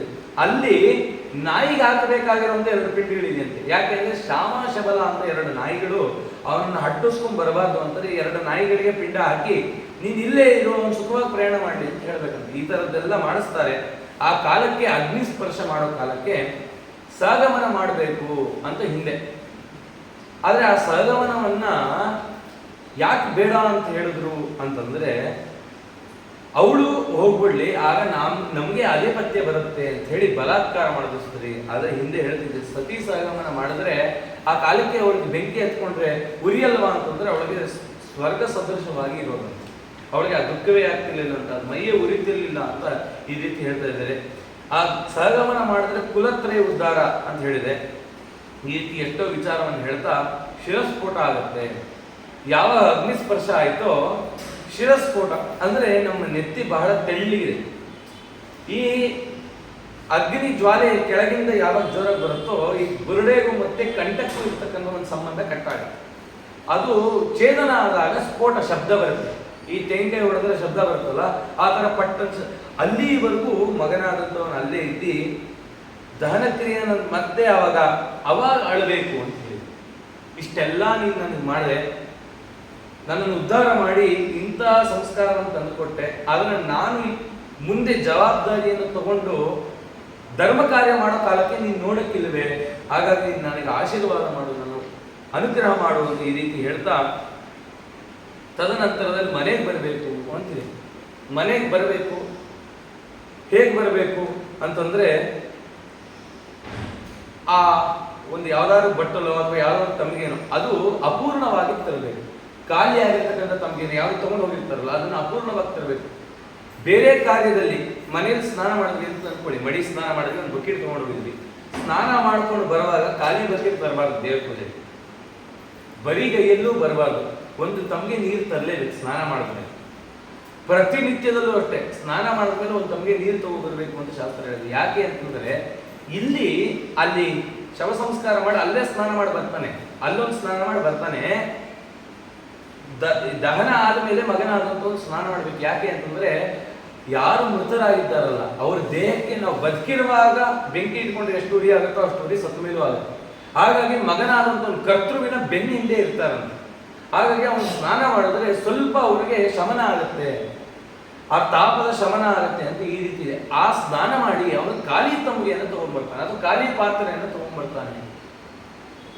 ಆ ತಗೊಂಡ್ಬರ್ತಾನೆ, ಬಟ್ಟೆಯನ್ನ ಹಿಂಡಿರಲ್ಲ, ಒದ್ದೆ ಉಟ್ಕೊಂಡು ದೇವ್ರ ಪೂಜೆ ಮಾಡ್ತಿರಲ್ಲ, ಇದನ್ನೆಲ್ಲ ಗಮನಿಸ್ಬೇಕು. ಅವನು ಬಟ್ಟೆಯನ್ನ ಹಿಂಡಿರಲ್ಲ. ಆ ಕಾಲಕ್ಕೆ ಬಟ್ಟೆಯಿಂದ ನೀರು ತೊಟ್ಟಿಡ್ತಿರುತ್ತಲ್ಲ, ಬೇರೆ ಪ್ರೇತಗಳೆಲ್ಲ ನಾಲಿಗೆ ಚಾಚಿ ಆ ನೀರನ್ನ ಕುಡಿಯುತ್ತೆ. ಆ ಮೃತನಾದಂತ ಜೀವಿ ಕೂಡ ಅಷ್ಟೇನೆ, ಅವನು ಬೆನ್ನಿಂದ ಬರ್ತಿರ್ತಾನಲ್ಲ, ಅವನ ದೇಹದಿಂದ ಬೀಳದಕ್ಕ ಬಟ್ಟೆಯಿಂದ ಬೀಳತಕ್ಕಂಥ ನೀರನ್ನ ಅದಕ್ಕೆ ಬೇರೆ ಸಂದರ್ಭದಲ್ಲಿ ನಮ್ಮ ಬಟ್ಟೆಯಿಂದ ನೀರು ಸೋರಿಸ್ಕೊಂಡು ನಾವೇನಾದ್ರು ಬಂದ್ರೆ ಅದು ಈ ಕಾರ್ಯ ಆಗುತ್ತೆ, ಶುಭ ಕಾರ್ಯ ಆಗಲ್ಲ. ಹಾಗಾಗಿ ಬಟ್ಟೆ ಹಿಂದೆ ಇರಬೇಕು. ದೇವರ ಪೂಜೆ ಮಾಡೋ ಕಾಲಕ್ಕೆ ಒದ್ದೆ ಉಟ್ಟು ಮಾಡಲೇಬಾರದು ಅಂತ ಹೇಳಿ. ಮತ್ತೆ ನಮ್ಮ ಹತ್ರ ಮಡಿ ವಸ್ತ್ರ ಇಲ್ಲ, ಏನ್ ಮಾಡ್ಬೇಕು ಅಂದ್ರೆ 8 ಬಾರಿ ಕೊಡಬೇಕು, ಜಾಡಿಸ್ಬೇಕು ಅಂತ ಈ ರೀತಿ ಹೇಳ್ತಾ ಒಮ್ಮೆ ನೆಲಕ್ಕಾದರೂ ಶಾಸ್ತ್ರಕ್ಕಾದರೂ ಒಳಗಾಕಿ ತದನಂತರದ ಅದರಿಂದ ನೀರು ತೊಟ್ಟಿಡಬಾರ್ದು. ಯಾಕೆಂದ್ರೆ ಅದು ಈ ಕಾರ್ಯ ಆಗತ್ತೆ, ಅದು ಮೈಲಿಗೆ ಆಗತ್ತೆ ಅಂತ ಈ ರೀತಿ ವಿಚಾರವನ್ನು ಹೇಳ್ತಾರೆ. ಮನೆಗೆ ಬರಬೇಕು. ಮನೆಗೆ ಬಂದಾಗ ಅವನಿಗೆ ಮನೆ ಒಳಗಡೆ ಪ್ರವೇಶ ಮಾಡ್ಲಿಕ್ಕೆ ಇಷ್ಟ ಆಗಲ್ಲ. ಯಾಕೆ ಅಂತಂದ್ರೆ ಈ ಮನೆಯನ್ನ ಕೊಟ್ಟು ನನ್ನ ಉದ್ಧಾರ ಮಾಡಿದವರೇ ಇಲ್ಲ, ನಾನು ಯಾಕೆ ಈ ಮನೆಗೆ ಬಂದಿ ಅಂತ. ಆಗ ಅವನ ಜೊತೆಗಿರ್ತಕ್ಕಂಥ ಯಾರಾದ್ರೂ ಹಿರಿಯರು ಹಾಗೆಲ್ಲ ಮಾಡಬಾರದು, ಮುಂದಿನ ಜವಾಬ್ದಾರಿ ಇದೆ, ದಶಗಾತ್ರ ವಿಧಿ ಇದೆ, ಅದನ್ನೆಲ್ಲ ಮಾಡಿ ನಿನ್ನ ಪಿತೃವನ್ನು ಉದ್ಧಾರ ಮಾಡಬೇಕು ಅಂತ ಹೇಳೋ ಕಾಲಕ್ಕೆ ಮನೆಯಲ್ಲಿ ದೀಪ ಹಚ್ಚಿಟ್ಟಿರ್ತಾರೆ. ಆ ದೀಪದ ಹತ್ರ ಜೀವ ಬಂದಿರ್ತಾನೆ. ಶವ ಹೋಗಿದ ತಕ್ಷಣ ಅಥವಾ ಮೃತನಾದಾಗಲೂ ಹಚ್ಬೋದು. ಆ ದೀಪದಲ್ಲಿ ಬಂದು ನೋಡ್ತಿರ್ತಾನ. ಮೃತನಾದಂತ ಬಂದು ಆ ದೀಪಕ್ಕೆ ನಮಸ್ಕಾರ ಮಾಡಿ ಕೈಕಾಲು ಶುದ್ಧ ಮಾಡಿಕೊಂಡು ಸ್ನಾನ ಮಾಡಿ ಮನೆ ಹೊರಗಡೆ ಬೇವಿನ ಸೊಪ್ಪಿಟ್ಟಿರ್ಬೇಕಂತ. ಆ ಬೇವು ಜಗದು ಉರಿಬೇಕಂತ. ಅಂದ್ರೆ ನೀವಿಲ್ಲದೆ ನಾನು ಏನ್ ಸ್ವೀಕಾರ ಮಾಡೋದು ಅದು ಕಹಿ, ಅದು ಯಾವುದಕ್ಕೂ ಬೇಡ ಅಂತ ಹೇಳಿ. ಅಥವಾ ಕೆಲವೊಬ್ಬರು ಮೊಸರು ಅವಲಕ್ಕಿಯನ್ನು ಬಾಯಿಗೆ ಹಾಕೊಂಡು ಹೋಗಿದ್ದಾರೆ, ನೀವಿಲ್ಲದೆ ಇರುವಾಗ ನನಗೇನು ಬೇಡ ಅಂತ. ಮತ್ತೆ 10 ದಿನಗಳ ಕಾಲ ಆ ದೀಪ ಉರಿತಿದೆ ಅಲ್ಲ, ಆ ದೀಪದ ಸಹಾಯದಿಂದ ಜೀವ ನೋಡ್ತಾ ಇದೆ. ಇಲ್ಲೇನಾಗತ್ತೆ ಅಂತಂದ್ರೆ ದಹನ ಸಂಸ್ಕಾರ ಕಾಲಕ್ಕೆ ಈ ಹಸಿ ಬೆಟ್ಟದ ನಲ್ಲಿಕಾಯಿ ಬರುತ್ತಲ್ಲ, ದಾತ್ರಿ ಫಲ, ಆ ಫಲದ ಗಾತ್ರದಷ್ಟು ಒಂದು ಶಿಲೆಯನ್ನು ತಗೋಬೇಕು. ಆ ಶಿಲೆಗೆ ಆವಾಹನೆ ಮಾಡಿರ್ತಾರೆ ಆ ಜೀವವನ್ನು. ಆ ಶಿಲೆಯಲ್ಲಿರ್ತಾನೆ, ದೀಪದಲ್ಲಿರ್ತಾನೆ, ಮತ್ತೆ ಕರ್ತೃವಿನ ಹಿಂದೆ 3 ಕಡೆ ಸಂಚಾರ ಮಾಡ್ತಿರ್ತಾನೆ. ಹಾಗಾಗಿ ಆ ಶಿಲೆಯನ್ನು ತಗೊಂಡ್ಬಂದಿರ್ತಾರೆ. ಆ ಶಿಲೆಗೆ 10 ದಿನಗಳ ಕಾರ್ಯ ನಡೀತಕ್ಕಂಥದ್ದು ಈ ರೀತಿ ಎಲ್ಲ ನಡೆಯುತ್ತೆ. 10 ದಿನಗಳು ಏನ್ ಮಾಡ್ತಾನೆ, ಆ ದೀಪ ಮನೇಲಿ ಉರಿತಿದೆಯಲ್ಲ, ಬೇರೆ ಯಾವುದೇ ದೀಪನೂ ಮನೆಯಲ್ಲಿ ಉರಿಯೋದಿಲ್ಲ. ಹಿಂದಿನ ಕಾಲದಲ್ಲಿ ಈ ಎಲೆಕ್ಟ್ರಿಸಿಟಿ ಇರಲಿಲ್ಲ, ಹಾಗಾಗಿ ಮನೇಲಿ ದೀಪ ಹಚ್ಚಿ ಜೀವನ ಮಾಡೋದು. 10 ದಿನಗಳ ಕಾಲ ಕತ್ತಲಲ್ಲೇ ಇರೋದು, ಬೇರೆ ದೀಪವನ್ನು ಹಚ್ತಿರಲಿಲ್ಲ. ಯಾಕಂದ್ರೆ ಆ ದೀಪ ಉರಿತಾ ಇದೆ, ಬೇರೆ ದೀಪಗಳ ಹಚ್ಚಿದಾಗ ಆ ಜೀವಕ್ಕೆ ಆತಂಕ ಆಗತ್ತೆ. 10 ದಿನಗಳ ಕಾಲ ಆ ರೀತಿ ಕರ್ತೃ ಆದಂಥವ್ರು ಅಥವಾ ಅವನಿಗೆ ಬಹಳ ಆತ್ಮೀಯರಾದಂಥವ್ರು ಕಡೆ ಪಕ್ಷ 3 ದಿನವಾದರೂ ಉಪ್ಪು ಖಾರ ಸಿಹಿ 3ಅನ್ನು ವರ್ಜ್ಯ ಮಾಡಬೇಕು. ಅದನ್ನ ಬೇಡ ಅಂತ ಹೇಳಿದ್ದಾರೆ. 10 ದಿನಗಳಲ್ಲಿ ಏನಾದರೂ ಒಂದು ಸೀಟಿಂದ ಅಂತಂದ್ರೆ ಆ ಏನು ಕಾರ್ಯ ಮಾಡ್ತಿದ್ದಾನೆ ಆ ಕಾರ್ಯ ಘಾತವಾಗತ್ತಪ್ಪ, ಅದು ಬೇಡ ಅಂತ ಹೇಳಿ. ಹಾಗಾಗಿ 12 ದಿನಗಳು ಏನಾದ್ರು 12 ದಿನಗಳು ಅವನು ಸಪ್ಪೆ ಆಹಾರವನ್ನ, ಸಪ್ಪೆ ಅಂತಂದ್ರೆ ಈ ಗೊಡ್ಡು ಸಾರು ಅಂತ ಮಾಡ್ತಾರೆ. ಆ ನೀರಿಗೆ ಒಂಚೂರು ಉಪ್ಪು, ಒಂಚೂರು ಹುಳಿ, ಬೆಲ್ಲ ಹಾಕಿ ಒಂದು ಒಗ್ಗರಣೆ, ಅದಕ್ಕಿನ್ನೇ ಏನಿಲ್ಲ. ಅದನ್ನೇ ಸ್ವೀಕಾರ ಮಾಡಿದ್ರೆ ಅದಕ್ಕೆ ಎಲ್ಲ ಸಪ್ಪೆ ಆಗೇ ಇರುತ್ತೆ. ಅದನ್ನ ಯಾರು ಸ್ವೀಕಾರ ಮಾಡಿ ದೇಹಧಾರಣೆಗಾಗಿ ನೀನು ಕಾರ್ಯ ಮಾಡಬೇಕಲ್ಲ, ದೇಹಧಾರಣೆಗೋಸ್ಕರ ಆಹಾರ ಸ್ವೀಕಾರ ಮಾಡ್ತೀನಿ, ನನಗೆ ಹೊಟ್ಟೆ ತುಂಬಕ್ಕಲ್ಲ. ಹೊಟ್ಟೆ ತುಂಬ ಊಟ ಮಾಡಬಾರ್ದು. 10 ದಿನ ಕರ್ತವ್ಯವಾದಂಥವನು 10 ದಿನ ಕಠಿಣವಾದ ಬ್ರಹ್ಮಚರ್ಯವನ್ನು ಪಾಲಿಸಬೇಕು. ಕಠಿಣವಾದ ಬ್ರಹ್ಮಚರ್ಯವನ್ನು ಪಾಲಿಸಬೇಕು. ಹಾಸಿಗೆ ಮೇಲೆ ಮಲ್ಕೋಬಾರ್ದು, ನೆಲದ ಮೇಲೆ ಮಲಗು ಅಂತ ಹೇಳಿದೆ. ನೆಲದ ಮೇಲೆ ಆಗಲ್ಲ ಅಂದ್ರೆ ಚಾಪೆ ಮೇಲೆ ಮಲ್ಕೋ ಅಂತ ಹೇಳಿದೆ. ಈ ರೀತಿ ಕೈಯೇ ದಿಂಬು ಒದ್ಕೊಳ್ಳೋದೇನು, ಯಾಕಂದ್ರೆ ಜನ್ಮ ಕೊಟ್ಟವನೇ ಇಲ್ಲ ಅಂತಂದ್ರೆ ನಾನು ಯಾವ ಸುಖಭೋಗಗಳನ್ನು ಅನುಭವಿಸಿದೆ ಅಂತ, ಅದು ವೈರಾಗ್ಯದ ಸಂಕೇತ. ಈ ರೀತಿಯಲ್ಲಿ ಮಾಡಬೇಕು ಅಂತ ಹೇಳಿದ್ರೆ 10 ದಿನಗಳು ಏಕೋದಿಷ್ಟವಾಗಿರ್ತಕ್ಕಂಥ ಪಿಂಡಗಳನ್ನು ಇಡಬೇಕು. ಏಕೋದಿಷ್ಟ ಪಿಂಡ ಏನಕ್ಕೆ ಇಡ್ತಾ ಇದ್ವಿ, ಅಲ್ಲಿ 3 ಇಡಬಾರ್ದ, ಏನದು ಅಂತ ಕೇಳಿದ್ರೆ ಏಕೋದಿಷ್ಟ ಅಂತಂದ್ರೆ ಅವನು 10 ದಿನಗಳ ಕಾಲ ಅವನಿಗೆ ಒಂದೊಂದು ಪಿಂಡದಿಂದ ಒಂದೊಂದು ಅಂಗ. ಅವನೀಗ ಪ್ರೇತ ಅಂತ ಕರೆಸ್ಕೊಂಡಿದ್ದಾನೆ, ಅವನ್ನ ಪ್ರೇತ ಅಂತ ಕರೀತಾರೆ. ಅವನು ತುಂಬಾ ದೊಡ್ಡ ಯೋಗಿ ಆಗಿದ್ರೆ ಅವನ ಸಾಧಕ ಅಂತ ಕರೀತಾರೆ. ನೋಡಿ, ಆ ಜೀವಿಯನ್ನ ಸಾಧಕ ಅಂತ ಕರೀತಾರೆ, ಇಲ್ಲ ಅಂದ್ರೆ ಪ್ರೇತ ಅಂತ ಕರೀತಾರೆ. ಪ್ರೇತ ಅಂತ ಕರೆದು ಮೊದಲನೇ ದಿನ ಆ ಪಿಂಡವನ್ನು ಇಟ್ಟಾಗ ತಲೆ ಬರುತ್ತೆ, 2ನೇ ದಿನ ಭುಜ ಮತ್ತೆ ಕುತ್ತಿಗೆ, 3ನೇ ದಿನ ಹೃದಯ ಬರುತ್ತೆ, 4ನೇ ದಿನ ಪೃಷ್ಠಭಾಗಗಳು, 5ನೇ ದಿನ ನಾಭಿ ಭಾಗಗಳು, 6ನೇ ದಿನ ಕಟಿ ಮತ್ತೆ ಗುಹೇಂದ್ರಿಯಗಳು, 7ನೇ ದಿನ ತೊಡೆ ನಾಡಿ ಜಾನುಪಾದಗಳು, 8ನೇ ದಿನ ಹಲ್ಲು ಲೋಮಾದಿಗಳು, 9ನೇ ದಿನ ವೀರ್ಯ ಮತ್ತೆ ರಕ್ತ, 10ನೇ ದಿನ ಹಸುವು ಬಾಯಾರಿಕೆ ಆಗುತ್ತೆ. 10 ದಿನಗಳ ಕಾಲ ಅವನಿಗೆ ಹೊಟ್ಟೆ ಇಲ್ಲ, ಅವನಿಗೆ ಹಸುವೆ ಬಾಯಾರಿಕೆ ಗೊತ್ತಿಲ್ಲ. ಆದ್ರೆ ಆ ಜೀವಕ್ಕೆ ಸಂಕಟ ಆಗ್ತಾ ಇದೆ.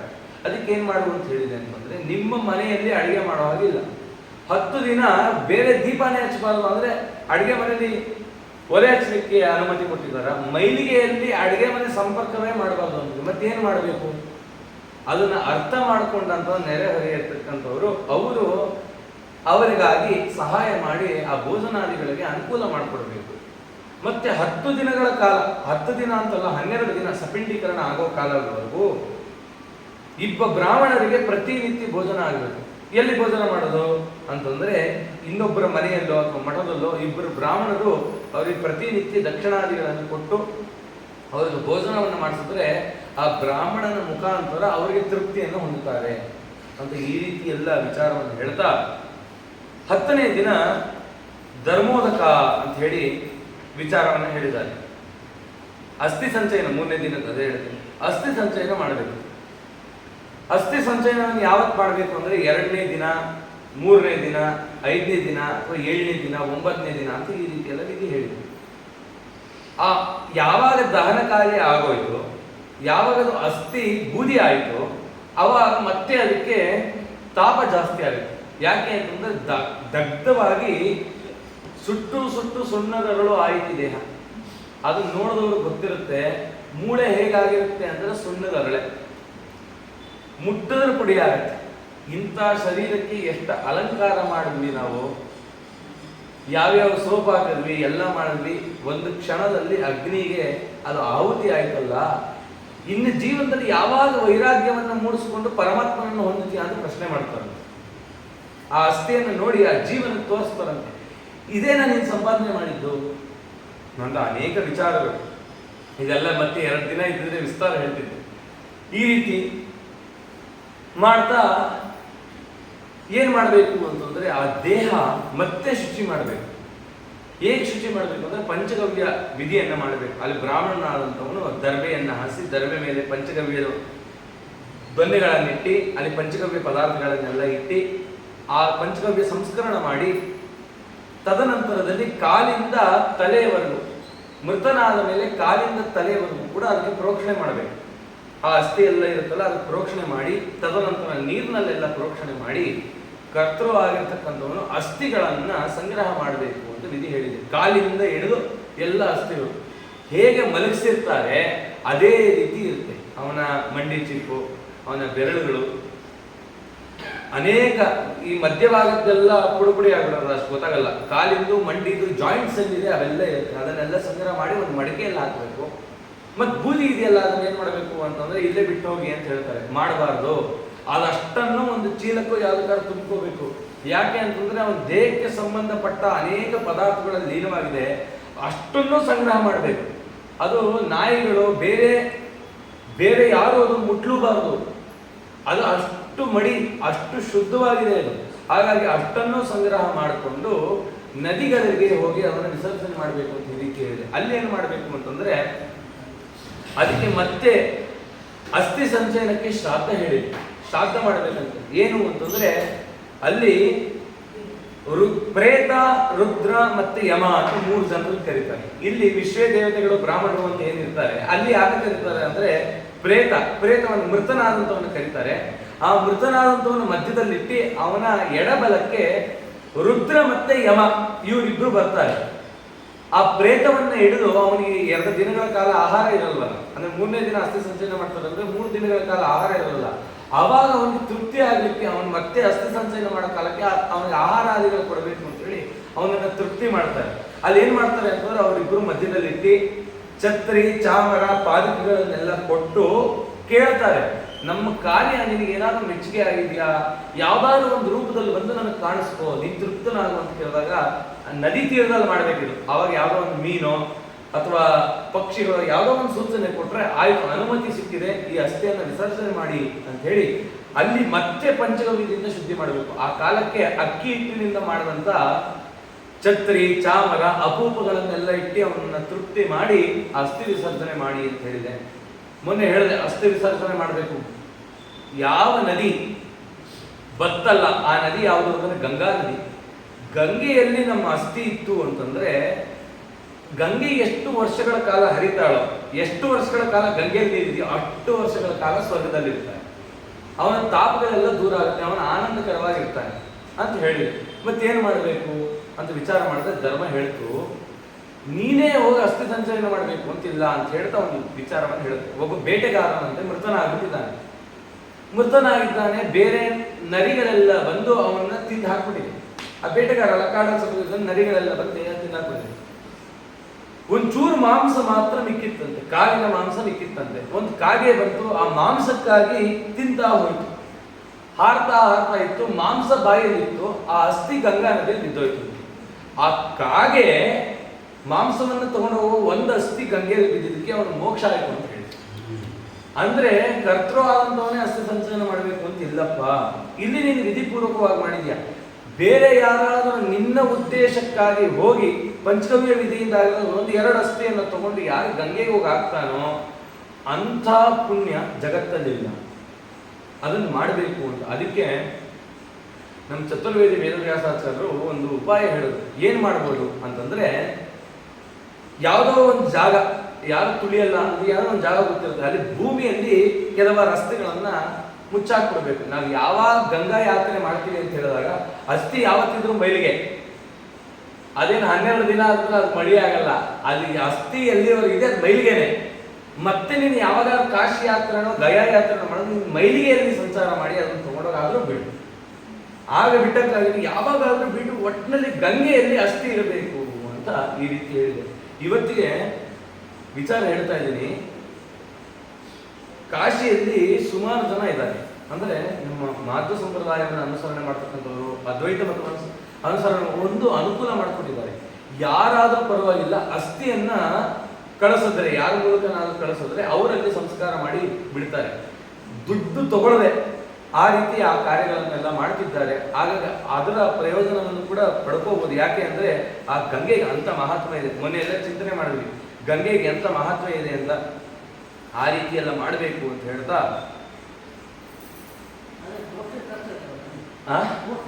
ಹೌದು, ಪೋಸ್ಟಲ್ ಆ ರೀತಿ ಮಾಡಬೇಕು ಅಂತಿದೆ. ಸರಿ, ಬಾಲಕರೆಲ್ಲ ಮರಣ ಆದ್ರು ಹಾಗೆಲ್ಲ ಏನ್ ಮಾಡಬೇಕು ಅಂತ ಅದಕ್ಕೆಲ್ಲ ಒಂದು ವಿಧಿ ಹೇಳಿದೆ. ಈ ಮಗು 10 ದಿನದಲ್ಲಿ ಏನಾದ್ರು ಮೃತವಾಯಿತು ಅಂದ್ರೆ ಅದಕ್ಕೆ ಗುಂಡಿ ತೋಡಿ ಮಾಡಿಬಿಡ್ಬೇಕು. ಅದಕ್ಕೆ ಯಾವುದೇ ಮೈಲಿಗೆಗಳು ಅಂತ ಇಲ್ಲ, 3 ದಿನ ಮೈಲಿಗೆ. ಆ ಮಗು 3 ದಿನ ಮೈಲಿಗೆ. ಅದಕ್ಕೆ ಅದರದೇ ಆಗಿರ್ತಕ್ಕಂಥ ಒಂದು ವಿಧಿಗಳನ್ನು ಹೇಳಿದೆ.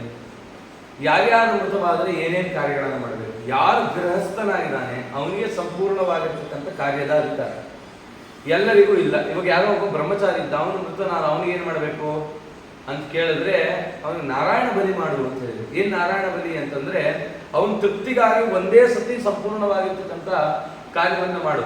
ಮತ್ತು ಅವನ ಉದ್ದೇಶ ಮಾಡ್ಕೊಂಡು ವರ್ಷ ಶ್ರಾದ್ದ ಮಾಡ್ಬೇಕಾದ್ರೆ ಬೇಡ ಅಂತ ಹೇಳಿದೆ. ಮತ್ತೇನ್ ಮಾಡ್ಬೇಕು, ಅವನ ಉದ್ದೇಶವಾಗಿ ಅವನು ಬ್ರಹ್ಮಚಾರಿಯಾಗಿದ್ದ, ಅವನ ವಯಸ್ಸನ್ನು ನೋಡ್ಕೊಂಡು 14ನೇ ವಯಸ್ಸು 18ನೇ ವಯಸ್ಸು ಹೋಗಿದ್ದ ಅಂದ್ರೆ 16ನೇ ವಯಸ್ಸಿನ ಹುಡುಗರನ್ನೇ ಕರೆಸಿ ಅವ್ರಿಗೆ ಬೇಕಾಗಿರ್ತಕ್ಕಂಥ ದಾನಗಳನ್ನು ಮಾಡಿ. ಈ ರೀತಿ ಅದ್ರ ತಕ್ಕ ಚಿಕ್ಕ ಹುಡುಗಿ ಹೋದ್ಲು, ಆಗ ಅವಳು ರಸಲ್ ಆಗಿದ್ಲು. ಆಗ ಏನ್ ಮಾಡಬೇಕು ಅಂತ ಕೇಳಿದ್ರೆ ಅವಳಿಗೂ ಕೂಡ ಇದೇ ರೀತಿ ನಾರಾಯಣ ಬಲಿಯನ್ನು ಮಾಡಬೇಕು. ಮತ್ತೇನ್ ಮಾಡಬೇಕು ಅಂತಂದ್ರೆ 2-3 ವಿಧಿ ಹೇಳಿದೆ. ಏನ್ ಮಾಡಬೇಕು ಅಂತಂದ್ರೆ ಎಕ್ಕದ ಗಿಡವನ್ನು ತಂದು ಅದ್ರ ಕೈಯಲ್ಲಿ ತಾಳಿ ಕಟ್ಟಿಸ್ಬೇಕಂತ. ಯಾಕೆ ಅಂತಂದ್ರೆ ಅಂತ ಕನ್ಯೆಯರನ್ನ ಅಗ್ನಿ ಸ್ವೀಕಾರ ಮಾಡಲ್ಲ, ಹಾಗಾಗಿ ಅವರನ್ನ ವಿವಾಹಿತರಂತೆ ಮಾಡಿ ಅದನ್ನೆಲ್ಲ ಮಾಡಿ ತುಂಬಾ ವಿಧಾನಗಳನ್ನು ಹೇಳಿದೆ. ಅದನ್ನೆಲ್ಲ ಅನುಸರಣೆ ಮಾಡಬೇಕು. ಯಾರೋ ಸನ್ಯಾಸಿ ಸತ್ತಿದ್ದಾನೆ ಅಂತ ಹೇಳಿ ಅವನನ್ನ ಅಗ್ನಿಗೆ ಹಾಕೋಗಿಲ್ಲಪ್ಪ ಅಂತ ಹೇಳ್ತಾರೆ. ಮತ್ತೇನ್ ಮಾಡಬೇಕು, ಅವನ ದಂಡವನ್ನ ಹಿಡಿದಿದ್ದಾನೆ. ಯಾರು ದಂಡವನ್ನ ಹಿಡಿದು ಸನ್ಯಾಸಿಗಳಾಗಿದ್ದಾರೋ, ಎಷ್ಟೋ ಜನ ಕಾವ್ಯ ಉಂಟು ನಾವು ಸನ್ಯಾಸಿ ಅಂತಾರಲ್ಲ, ಅದಲ್ಲ. ಯಾರು ಕ್ರಮಬದ್ಧವಾಗಿ ಆತ್ಮ ಸಂಸ್ಕರಣೆಯನ್ನು ಮಾಡಿಕೊಂಡು ಆತ್ಮಪಿಂಡವನ್ನು ಇಟ್ಕೊಂಡು ದಂಡಧಾರಿಗಳಾಗಿ ಯಾರಿದ್ದಾರೋ, ಯಾರ ಕೈಯಲ್ಲಿ ದಂಡ ಇದೆ ಅವ್ರಿಗೆ ಪ್ರೇತತ್ವ ಬರಲ್ಲ, ಹಾಗಾಗಿ ಅವರನ್ನ ಭೂಗತ ಮಾಡಬೇಕು, ಅವರನ್ನು ಭೂತಾಕಬೇಕು ಅಂತ ಹೇಳಿ ಈ ರೀತಿ ಎಲ್ಲ ವಿಚಾರಗಳನ್ನು ಹೇಳ್ತಾ ದಶಗಾತ್ರ ವಿಧಿ 10 ದಿನಗಳ ಕಾಲ ಆ ಚಿಂತನೆಯನ್ನು ಮಾಡಬೇಕು. ನೋಡೋಣ, ಶರೀರ ಇಷ್ಟೇನಾ? ಒಂದು ಕ್ಷಣದಲ್ಲಿ ಜೀವ ಹೊರಟೋಯ್ತು, ಅಷ್ಟರಲ್ಲಿ ಎಲ್ಲಾ ಕಾರ್ಯ ಮುಗಿದೋಯ್ತು. ಅಂದ್ರೆ ಈ ಜೀವ ಯಾರ ಕೈಯಲ್ಲೂ ಇಲ್ಲ. ತನ್ನ ಸಂದರ್ಭ ಏನು ಪರಮಾತ್ಮ ನಿಶ್ಚಯ ಮಾಡಿದ್ದಾನೆ ಅಷ್ಟೇ, ಕ್ಷಣದಲ್ಲಿ ಎಲ್ಲ ಹೊರಟೋಯ್ತಲ್ಲ ಅಂತ ಚಿಂತನೆ ಆಗುತ್ತಂತೆ 10 ದಿನಗಳ ಕಾಲ. ಆಗ ಶ್ರಾದ್ದಾಧಿಕಾರಿ ಯಾರು? 3-4 ಜನ ಮಕ್ಕಳಿದ್ದಾರೆ. ಯಾರು ಮಾಡಬೇಕು ಅಂದ್ರೆ ಜ್ಯೇಷ್ಠ ಮಗ ಯಾರಿದ್ದಾನೆ ಅವನೇ ಮಾಡಬೇಕು. ತಂದೆ ಮೃತನಾದ್ರೆ ಅಣ್ಣ ಮೊದಲು ನಿಂತ್ಕೊಂಡು ತಮ್ಮಂದ್ರೆಲ್ಲ ಹಿಂದೆ ಇರಬೇಕು. ತಾಯಿ ಮೃತರಾದರೆ ಚಿಕ್ಕವನು ಎಲ್ಲ ಫಸ್ಟ್ ಮುಗಿಸ್ಬೇಕು, ಕಡೆ ದೊಡ್ಡವನು ಮಾಡಬೇಕು ಅಂತ ಈ ರೀತಿಯ ವಿಧಿಗಳನ್ನ ಹೇಳಿದೆ. ಹಾಗಾಗಿ ಜ್ಯೇಷ್ಠಾಧಿಕಾರ ಅಂತ ಇವಾಗ ಗಂಡು ಮಕ್ಕಳೇ ಇಲ್ಲಪ್ಪ, ಹಾಗೇನ್ ಮಾಡ್ಬೇಕು? ಯಾರು ದೊಡ್ಡ ಮಗಳಿದ್ದಾಳಲ್ಲ ಅವಳ ಗಂಡ ಅವನ ಅಧಿಕಾರಿ ಆಗಿದ್ರೆ ಅಳಿಯ, ಅಂದ್ರೆ ಅವನಿಗೆ ತಂದೆ ಇರುವಾಗ, ಅವನಿಗೆ ತಂದೆ ಇರೋದ್ರಿಂದ ಮತ್ತೆ ಯಾರು ಮಾಡ್ತಾರೆ? ಅವಾಗ ಅಧಿಕಾರ 2ನೇ ಮಗಳಿದ್ದು ಅಂತಂದ್ರೆ ಅವರ ಅಳಿಯ. ಯಾರು ಇಲ್ಲ, ಬಾಮೈದ ಇದ್ದ ಅಥವಾ ಯಾರು ಮೃತನಾಗಿದ್ದಾನೆ ಅವ್ರ ತಮ್ಮ ಇದ್ದ ಅಂದ್ರೆ ತಮ್ಮನಾದಂತವನು ಮಾಡಬಹುದು. ಈ ರೀತಿ ತುಂಬಾ ವಿಚಾರವನ್ನು ಹೇಳಿ ಯಾರಾದ್ರೂ ಒಬ್ಬ ಯಜಮಾನನಾಗಬೇಕು. ಮಕ್ಕಳಿಗೆ ಸಂತಾನ ಇಲ್ಲ, ಅವ್ರಿಗೆ ಏನ್ ಮಾಡಬೇಕು? ಅದಕ್ಕೆ ಧರ್ಮಾಧಿಕಾರಿ ಅಂತ ಕರೆದಿದ್ದಾರೆ. ಯಾರಾದ್ರೂ ಒಬ್ಬ ಧರ್ಮದಂತೆ ಆ ನಿರ್ಣಯವನ್ನ ಸ್ವೀಕಾರ ಮಾಡ್ಕೊಂಡ್ಬಂದು ಅವನು 1 ವರ್ಷಗಳ ಕಾಲ ಈ ವಿಧಿಯನ್ನು ಆಚರಣೆ ಮಾಡಿ ಯಾರು ಅಗ್ನಿಯನ್ನ ಅದಕ್ಕೆ ಸ್ಪರ್ಶ ಮಾಡ ಅಗ್ನಿ ಸ್ಪರ್ಶ ಯಾರು ಮಾಡ್ತಾನೋ ಅವನು 1 ವರ್ಷಗಳ ಕಾಲ ಮೈಲಿಗೆಯನ್ನ ಆಚರಣೆ ಮಾಡಬೇಕು. ಮೈಲಿಗೆ ಆಚರಣೆ ಅಂದ್ರೆ ಯಾವ ಹಬ್ಬ ಹರಿದಿನಗಳನ್ನ ಆಚರಣೆ ಮಾಡಬೇಕು. ಆ ಪ್ರೇತಕ್ಕಾಗಿ 1 ವರ್ಷಗಳ ಕಾಲ ಧರ್ಮ ಆಚರಣೆಯನ್ನು ಮಾಡುವಂತ ಈ ರೀತಿ ಹೇಳಿದೆ. ಹಾಗಾಗಿ ಪುತ್ರನ ಕರ್ತವ್ಯ ದಶಗಾತ್ರ ವಿಧಿ ಮಾಡಿ ಅವನಿಗೆ ಶರೀರವನ್ನ ಕೊಡಿ ಅಂತ ಹೇಳಿದೆ. ಮೊದಲನೇ ದಿನ ಈ 10 ದಿನಗಳ ಕಾಲ ಏನ್ ಮಾಡಬೇಕು ಅಂತಂದ್ರೆ ಆ ದೀಪದ ಮುಂದೆ 2 ದೊನ್ನೆಗಳನ್ನಿಟ್ಟು, ಒಂದು ದೊನ್ನೆಯಲ್ಲಿ ಹಾಲು, ಒಂದು ದೊನ್ನೆಯಲ್ಲಿ ನೀರನ್ನು ಹಾಕಬೇಕಂತ. ಮೃತನಾದಂತ ಜೀವಿಗೆ ಹೇಳಬೇಕಂತೆ, ಕರ್ತೃ ಆಗಿರ್ತಕ್ಕಂಥ ಈ ನೀರಿನಲ್ಲಿ ಸ್ನಾನ ಮಾಡಿ ಈ ಹಾಲನ್ನು ನೀನು ಪಾನ ಮಾಡು. ಯಾಕೆ ಅಂದ್ರೆ ನೀನು ದೇಹ ಸಂಸ್ಕರಣೆಯಿಂದ ನಿನಗೆ ತುಂಬಾ ತಾಪ ಆಗಿದೆ, ಹಾಗಾಗಿ ನೀರಿನಲ್ಲಿ ಸ್ನಾನ ಮಾಡಿ ನೋಡಿ ಎಷ್ಟು ಶುಚಿ ಅಂತ ಹೇಳಿದರು. ಮೃತನಾಗಿದ್ರು ಕೂಡ ಒಂದು ರೂಪದಲ್ಲಿ ಆ ದೀಪದ ರೂಪದಲ್ಲಿ ಬಂದು ನೀನು ಅಲ್ಲಿ ಸ್ನಾನ ಮಾಡಿ ಶುಚಿಯಾಗಿ ಇದನ್ನು ಸ್ವೀಕಾರ ಮಾಡುವಂತ ಈ ರೀತಿ ಹೇಳಿದೆ. ಆ ದೇಹಕ್ಕೆ ಮೃತನಾದ ಕಾಲಕ್ಕೆ ಸಂಸ್ಕರಣೆ ಮಾಡಬೇಕಲ್ಲ, ಇದು ಹೇಳ್ತಾ ಇದೆ. ಆ ಕರ್ತೃ ಆಗಿರ್ತಕ್ಕಂಥವ್ನು ಏನ್ ಮಾಡಬೇಕು ಅಂದ್ರೆ ಒಂದು ಬಂಗಾರದ ನಾಣ್ಯವನ್ನು ಬಾಯಲ್ಲಿ ಹಾಕಬೇಕು. ಆ ಮೃತನಾದಂಥವನ ಬಾಯಲ್ಲಿ ಬಂಗಾರದ ನಾಣ್ಯ ಹಾಕಬೇಕು. ಒಂದು ಸುದರ್ಶನವನ್ನ ಹಣೆಯಲ್ಲಿ ಇಡಬೇಕು. 2 ಕಣ್ಣುಗಳ ಮೇಲೆ ಈ ಚಕ್ರಾಣಿಕೆ ಅಂತ ಬರುತ್ತಲ್ಲ, ಬೆಳ್ಳಿಗಿರುತ್ತಲ್ಲ, ದ್ವಾರಕಾಶಿದೆ, ಅದನ್ನ ಇಡಬೇಕು. ಕಿವಿಯಲ್ಲಿ ತುಳಸಿಯನ್ನು ಇಟ್ಟು ಈ ರೀತಿ ಆ ದೇಹವನ್ನು ಇಡಬೇಕು. ಮಾರ್ಕೆಟಲ್ಲಿ ಸಿರೋ ಹೂವು ಎಲ್ಲ ತಗೊಂಡ್ಬಂದು ಹಾಕೋದಿದೆಯಲ್ಲ, ಅದು ನಿಷಿದ್ಧ, ಅದು ಬೇಡ ಅಂತ ಹೇಳಿದೆ. ಮತ್ತೆ ಏನ್ ಮಾಡಬೇಕು? ಹೂವು ಎಲ್ಲ ಹಾಕ್ತಾರಲ್ಲ, ಅಲಂಕಾರ ಮಾಡು ಅಂತ ಹೇಳಿದೆಯಲ್ಲ, ಅದಕ್ಕೆ ಶುದ್ಧವಾಗಿ ಸ್ನಾನ ಮಾಡಿಸ್ಬೇಕು ಅಂತ ಹೇಳಿದೆ. ಪಂಚಗವ್ಯದಿಂದ ಸ್ನಾನ ಮಾಡಿಸಿ ಗೋಪಿ ಚಂದನಗಳಿಂದ ಅದನ್ನ ಅಲಂಕಾರ ಮಾಡಬೇಕು. ವಿಷ್ಣುವಿನ ಲಾಂಛನ ಆವತ್ತು ಕರ್ತೃವಾಗಿರ್ತಕ್ಕಂಥವನು ತುಳಸಿ ಮಣಿಸರ ಅವನು 10 ಬೆರಳು ಉಂಗುರ ಹಾಕೊಳ್ಳಿ, ಬೇರೆ ದಿನ ಬಂಗಾರ ಬೆಳ್ಳಿ ಅದನ್ನ ಧಾರಣೆ ಮಾಡೋದಿಲ್ಲ. ಎಷ್ಟರ ಮಟ್ಟಿಗೆ ಹೇಳಿದ ತುಳಸಿ ಮಣಿ ಸರವನ್ನು ಹಾಕ್ಬೇಡ ಅಂತ ಹೇಳಿ, ಬರೀ ಒಂದು ಊರ್ದುಪುಂಡ್ರವಾಗಿ ಒಂದು ಗೋಪಿ ಚಂದನ ಧಾರಣ, ನಾರಾಯಣ ಮುದ್ರೆ ಅಷ್ಟೇ ಲೇಪನ ಮಾಡ್ಕೋಬೇಕು. ಜನವಾರ ಇನ್ನೇನನ್ನೂ ಧಾರಣೆ ಮಾಡಬಾರದು. ಯಾಕಂತಂದ್ರೆ ಯಾವುದೇ ಹಾರ ಅಂತ ಹಾಕೊಂಡ್ರೆ ಅದು ಆಭರಣ ರಹಿತವಾಗಿ ಕಾರ್ಯವನ್ನು ಮಾಡುವಂತ ವಿಚಾರವನ್ನು ಹೇಳ್ತಾ 10ನೇ ದಿನ ಧರ್ಮೋದಕ ಅಂತಿದೆಯಪ್ಪ. ಈ ಧರ್ಮೋದಕ 3 ಪ್ರಾಂತ, ಒಂದು ಬೆಂಗಳೂರು ಮೈಸೂರು ಪ್ರಾಂತ, ಇನ್ನೊಂದು ಹುಬ್ಬಳ್ಳಿ ಪ್ರಾಂತ, ಅಥವಾ ರಾಯಚೂರು ಲಿಂಗಸೂರು ಪ್ರಾಂತಕ್ಕೊಂದು, ಉಡುಪಿ ಪ್ರಾಂತಕ್ಕೊಂದು, ಈ ತರದೆಲ್ಲ ವಿಚಿತ್ರ. ಇಲ್ಲಿ ಹೇಳ್ತಾ ಇದೆ ಸ್ಮಶಾನಕ್ಕೆ ಹೋಗಬೇಕಲ್ಲ. ಈ ಉಡುಪಿ ಪ್ರಾಂತದವ್ರು ಏನ್ ಮಾಡ್ತಿದ್ದಾರೆ ಅಂತಂದ್ರೆ, ಉಡುಪಿ ಪ್ರಾಂತದವ್ರು ಏನ್ ಮಾಡ್ತಾರೆ ಅಂತಂದ್ರೆ, ಸ್ತ್ರೀಯರು ಕೂಡ ಸ್ಮಶಾನಕ್ಕೆ ಹೋಗ್ತಾರೆ. ನಮ್ಮಲ್ಲಿ ಸ್ಮಶಾನಕ್ಕೆ ಹೋಗ್ಬೋದಾ ಹೆಣ್ಣು ಮಕ್ಕಳು ಅಂತಂದ್ರೆ ಕೆಲವೊಬ್ರು ಹೇಳ್ತಾರೆ ಇಲ್ಲ ನಮ್ಮ ಊರ್ ಕಡೆ ಹೋಗ್ತಾರೆ, ಅದಕ್ಕೆ ನಾವು ಹೋಗ್ತೀವಿ ಅಂತ. ಅವರು ಏನ್ ಮಾಡ್ತಾರೆ ಅಂದ್ರೆ, ಮಗು ಇರುತ್ತಲ್ಲ, ಅಂದ್ರೆ ಇವಾಗ ಯಾವ್ದು ಅವಾಗ ತಾನೇ ಹುಟ್ಟಿರುತ್ತೆ, 3-4 ದಿನದ್ದು ಅಥವಾ 11 ದಿನದ್ದು, ಆ ಮಗುನು ಸಹಿತವಾಗಿ ಕರ್ಕೊಂಡ್ ಬರ್ತಾರೆ. ಇದು ನೋಡು ಮುತ್ತಾತ ಮುತ್ತಜ್ಜಿ ಅವ್ರು ಹೋಗಿದ್ದಾರೆ, ಅವರು ಆ ಸ್ಮಶಾನದ ವೇದಿಕೆಯಲ್ಲಿ ನೀನು ನೋಡ್ತಾರೆ, ಆಗ ಕರ್ಕೊಂಡ್ ಬಂದಿದ್ದೀನಿ ಅಂತ. ಆದ್ರೆ ನಮ್ಮಲ್ಲಿ ಅದು ಬಂದಿಲ್ಲ, ಸ್ತ್ರೀಯರು ಸ್ಮಶಾನಕ್ಕೆ ಹೋಗೋದು. ಆದ್ರೆ ಗರುಡ ಪುರಾಣ ಹೇಳ್ತಿದೆ ಹೋಗು ಅಂತ ಹೇಳಿ, ನೀನು ಸ್ಮಶಾನ ವೇದಿಕೆ ಹತ್ತಿರಕ್ಕೆ ಹೋಗ್ಬೇಡ.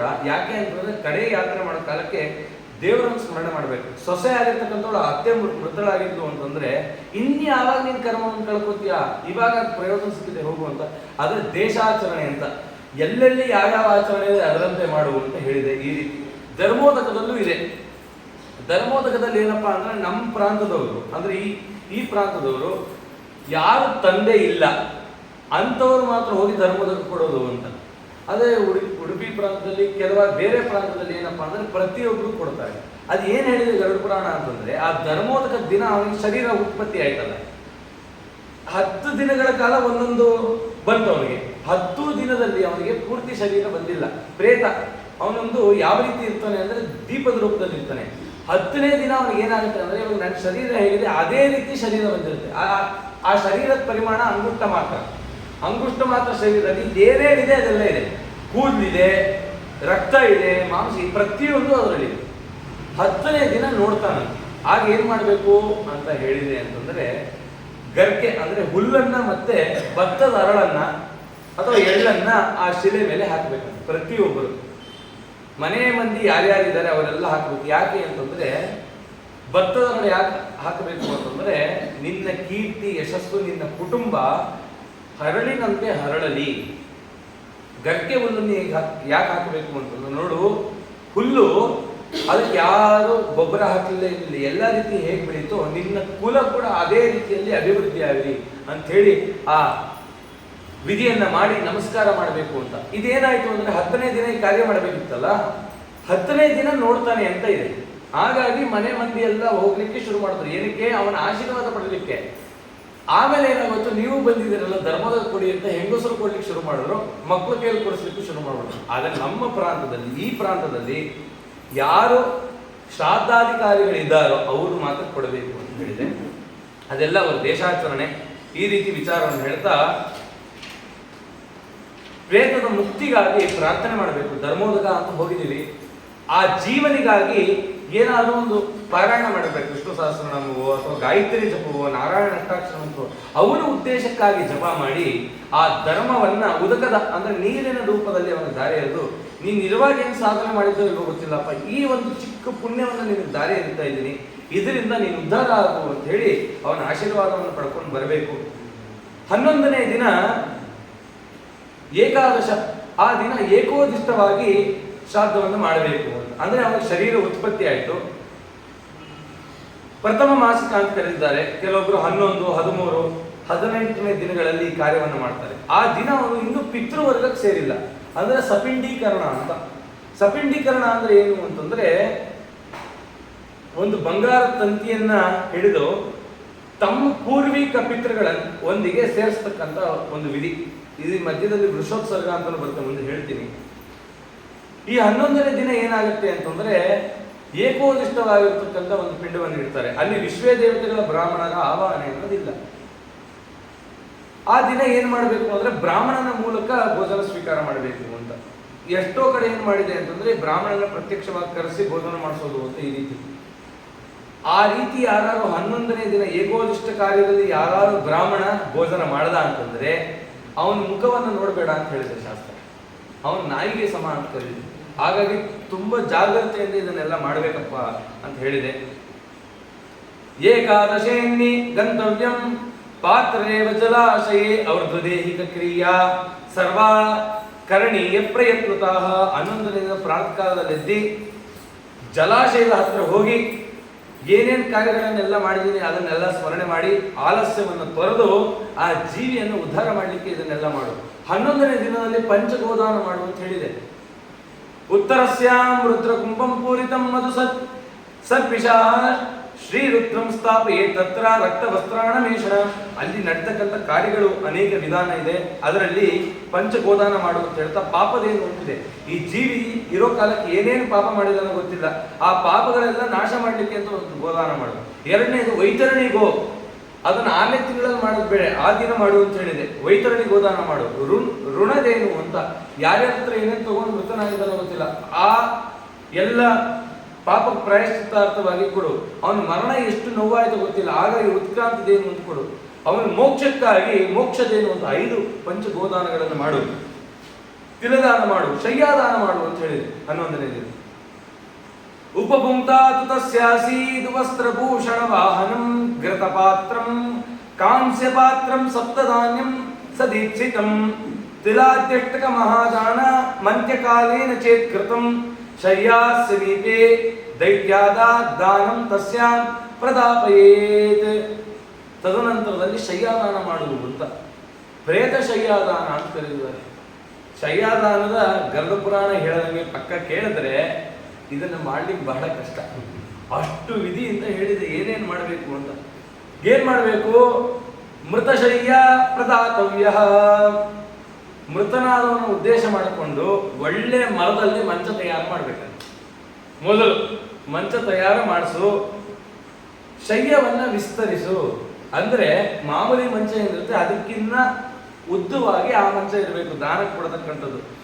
ಅಷ್ಟದಳ ಕಮಲಗಳಿಂದ ಚಿತ್ರಣ ಮಾಡಬೇಕು. 8 ದಿಕ್ಕಿನಲ್ಲಿ ಆ ಮಂಚಕ್ಕೆ ಅಷ್ಟದಳ ಕಮಲ ಇರಬೇಕಂತೆ. ಮಧ್ಯದಲ್ಲಿ ಎಳ್ಳಿನ ಪಾತ್ರೆಯನ್ನ ಇಡಬೇಕು. ಹಾಸಿಗೆಯನ್ನು ತಯಾರು ಮಾಡಬೇಕು. ಹೇಗೆ ಹಾಸಿಗೆ ಇರಬೇಕು ಅಂದ್ರೆ ಬೀಜರಹಿತವಾಗಿರ್ತಕ್ಕಂಥ ಹತ್ತಿ. ಈಗೆಲ್ಲ ನಾವು ಬಳಸತಕ್ಕಂಥ ಹತ್ತಿ ಹೇಗಿರುತ್ತೆ ಅಂತಂದ್ರೆ ಅದು ಮಿಷಿನಲ್ಲಿ ಹೋಗಿ ಆ ಬೀಜ ಪುಡಿ ಆಗ್ಬಿಟ್ಟಿರುತ್ತೆ. ಅಂತ ಹತ್ತಿಯಲ್ಲ, ಶುದ್ಧವಾದ ಹತ್ತಿಯನ್ನು ಬಿಡಿಸಿ ಅದರಿಂದ ತುಂಬಾ ಮೃದುವಾಗಿರಬೇಕು ಅಂತ ಒಂದು ಬಟ್ಟೆಯಲ್ಲಿ ಅದನ್ನ ಹೊಲಿಸಿ ಆ ಹಾಸಿಗೆಯನ್ನು ಮಾಡಬೇಕು. ಆ ಹಾಸಿಗೆ ಮೇಲೆ ಬಂಗಾರದ ಬಟ್ಲಿಡಬೇಕು, ದಿಂಬಿಡಬೇಕು, ಹೊತ್ತಿಗೆ ಇಡಬೇಕು. ಅದನ್ನು ತುಂಬಾ ಅಲಂಕಾರ ಮಾಡಬೇಕು. ಈಶಾನ್ಯ, ಆಗ್ನೇಯ, ನೈಋತ್ಯ, ವಾಯುವ್ಯ ದಿಕ್ಕಿಗಳಲ್ಲಿ 4 ಬಂಗಾರದ ಕುಂಭಗಳನ್ನು ಇಡಬೇಕಂತೆ. 4 ದಿಕ್ಕಿನಲ್ಲಿ ಕುಂಭವನ್ನು ಇಟ್ಟು 1 ತಂಬಿಗೆಯಲ್ಲಿ ಹಾಲು, 1 ತಂಬಿಗೆಯಲ್ಲಿ ನೀರು, ಇದನ್ನೆಲ್ಲ ಇಡಬೇಕು. ಕುಂಭ ಸ್ಥಾಪನೆ ಮಾಡಿ 1ರಲ್ಲಿ ತುಪ್ಪ ಹಾಕಬೇಕಂತೆ. ಕುಂಕುಮವನ್ನ ಗೋಧಿಯನ್ನಿಟ್ಟು ಗೋಧಿಯ ಮೇಲೆ ಕುಂಕುಮದ ಬಟ್ಲನ್ನು ಇಡಬೇಕಂತೆ. ಇನ್ನೊಂದು ಬಟ್ಲು ತಗೊಂಡು ನೀರು ತುಂಬಿಸ್ಬೇಕು. ಕ್ರಮವಾಗಿ 4 ದಿಕ್ಕುಗಳಲ್ಲೂ ಕೂಡ ದೇವರನ್ನ ಆಹ್ವಾನ ಮಾಡಬೇಕು, ಲಕ್ಷ್ಮೀನಾರಾಯಣರನ್ನ ಆಹ್ವಾನ ಮಾಡಬೇಕು. ತಲೆ ಭಾಗ ಎಲ್ಲಿ ತಲೆ ಇಡ್ತಾನೆ ಆ ಭಾಗದಲ್ಲಿ ದಿಂಬನ್ನಿಟ್ಟು ಅದರ ಮೇಲೆ 2 ಕುಂಭಗಳಲ್ಲಿ ತುಪ್ಪವನ್ನಿಟ್ಟು ಅದರ ಮಧ್ಯಭಾಗದಲ್ಲಿ ಸಪ್ತಧಾನ್ಯಗಳನ್ನಿಟ್ಟು ಸಂಕಲ್ಪ ಮಾಡಬೇಕಂತೆ.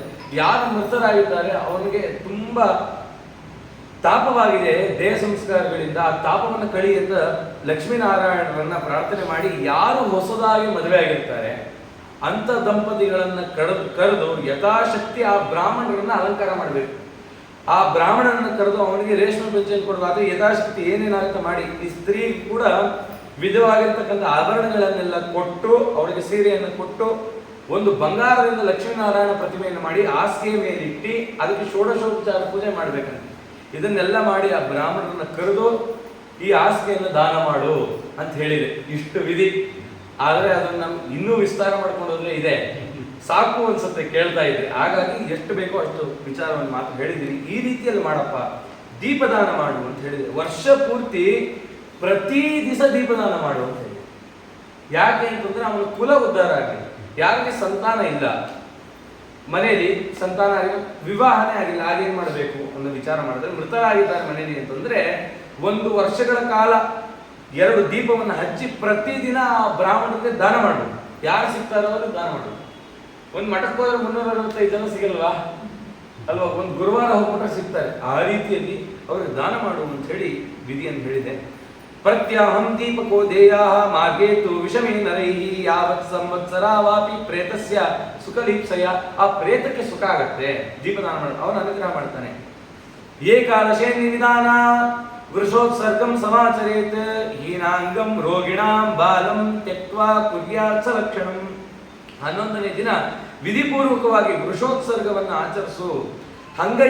ಅಂಗಹೀನನಾಗಿರ್ಲಿ, ರೋಗವುಳ್ಳವನಾಗಿರ್ಲಿ, ಎಳೆ ವಯಸ್ಸಿನವನಾಗಿರ್ಲಿ, ಇದನ್ನೆಲ್ಲ ತ್ಯಜಿಸಿ ಒಳ್ಳೆ ಲಕ್ಷಣವನ್ನು ಕೊಡ್ತಕ್ಕಂಥ ಆ ವೃಷೋತ್ಸರ್ಗ ಮಾಡಿ. ಏನು ವೃಷೋತ್ಸರ್ಗ ಅಂತಂದ್ರೆ ಒಂದು ವೃಷಭವನ್ನ ತರಬೇಕಂತೆ, ಎತ್ತನ್ನ ತರಬೇಕಂತೆ, ಎತ್ತಿಗೆ ಅಲಂಕಾರ ಮಾಡಬೇಕಂತೆ, ಅಲಂಕಾರ ಮಾಡಿ ಅದರ ಕತ್ತಿಗೆ ಒಂದು ನೇತಾಕ್ಬೇಕಂತೆ, ವೃಷೋತ್ಸರ್ಗ ಮಾಡಿದ್ದು ಅಂತ. ಅದಕ್ಕೆಲ್ಲ ತುಂಬಾ ವಿಚಾರಗಳನ್ನೆಲ್ಲ ಹೇಳಿದೆ.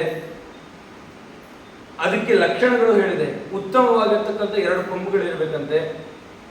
ಈ ಗಂಗೆ ತೊಗಲು ಅಂತ ಕರೀತಾರೆ, ಅಂದ್ರೆ ಈ ಭಾಗ ಇದೆಯಲ್ಲ ಕಂಠದ ಭಾಗ, ಅದು ಅಧಿಕವಾಗಿರ್ಬೇಕು. 4 ಕಾಲಿರೋ ಪ್ರಾಣಿ ಎಲ್ಲ ಆಕಳಾಗಲ್ಲ.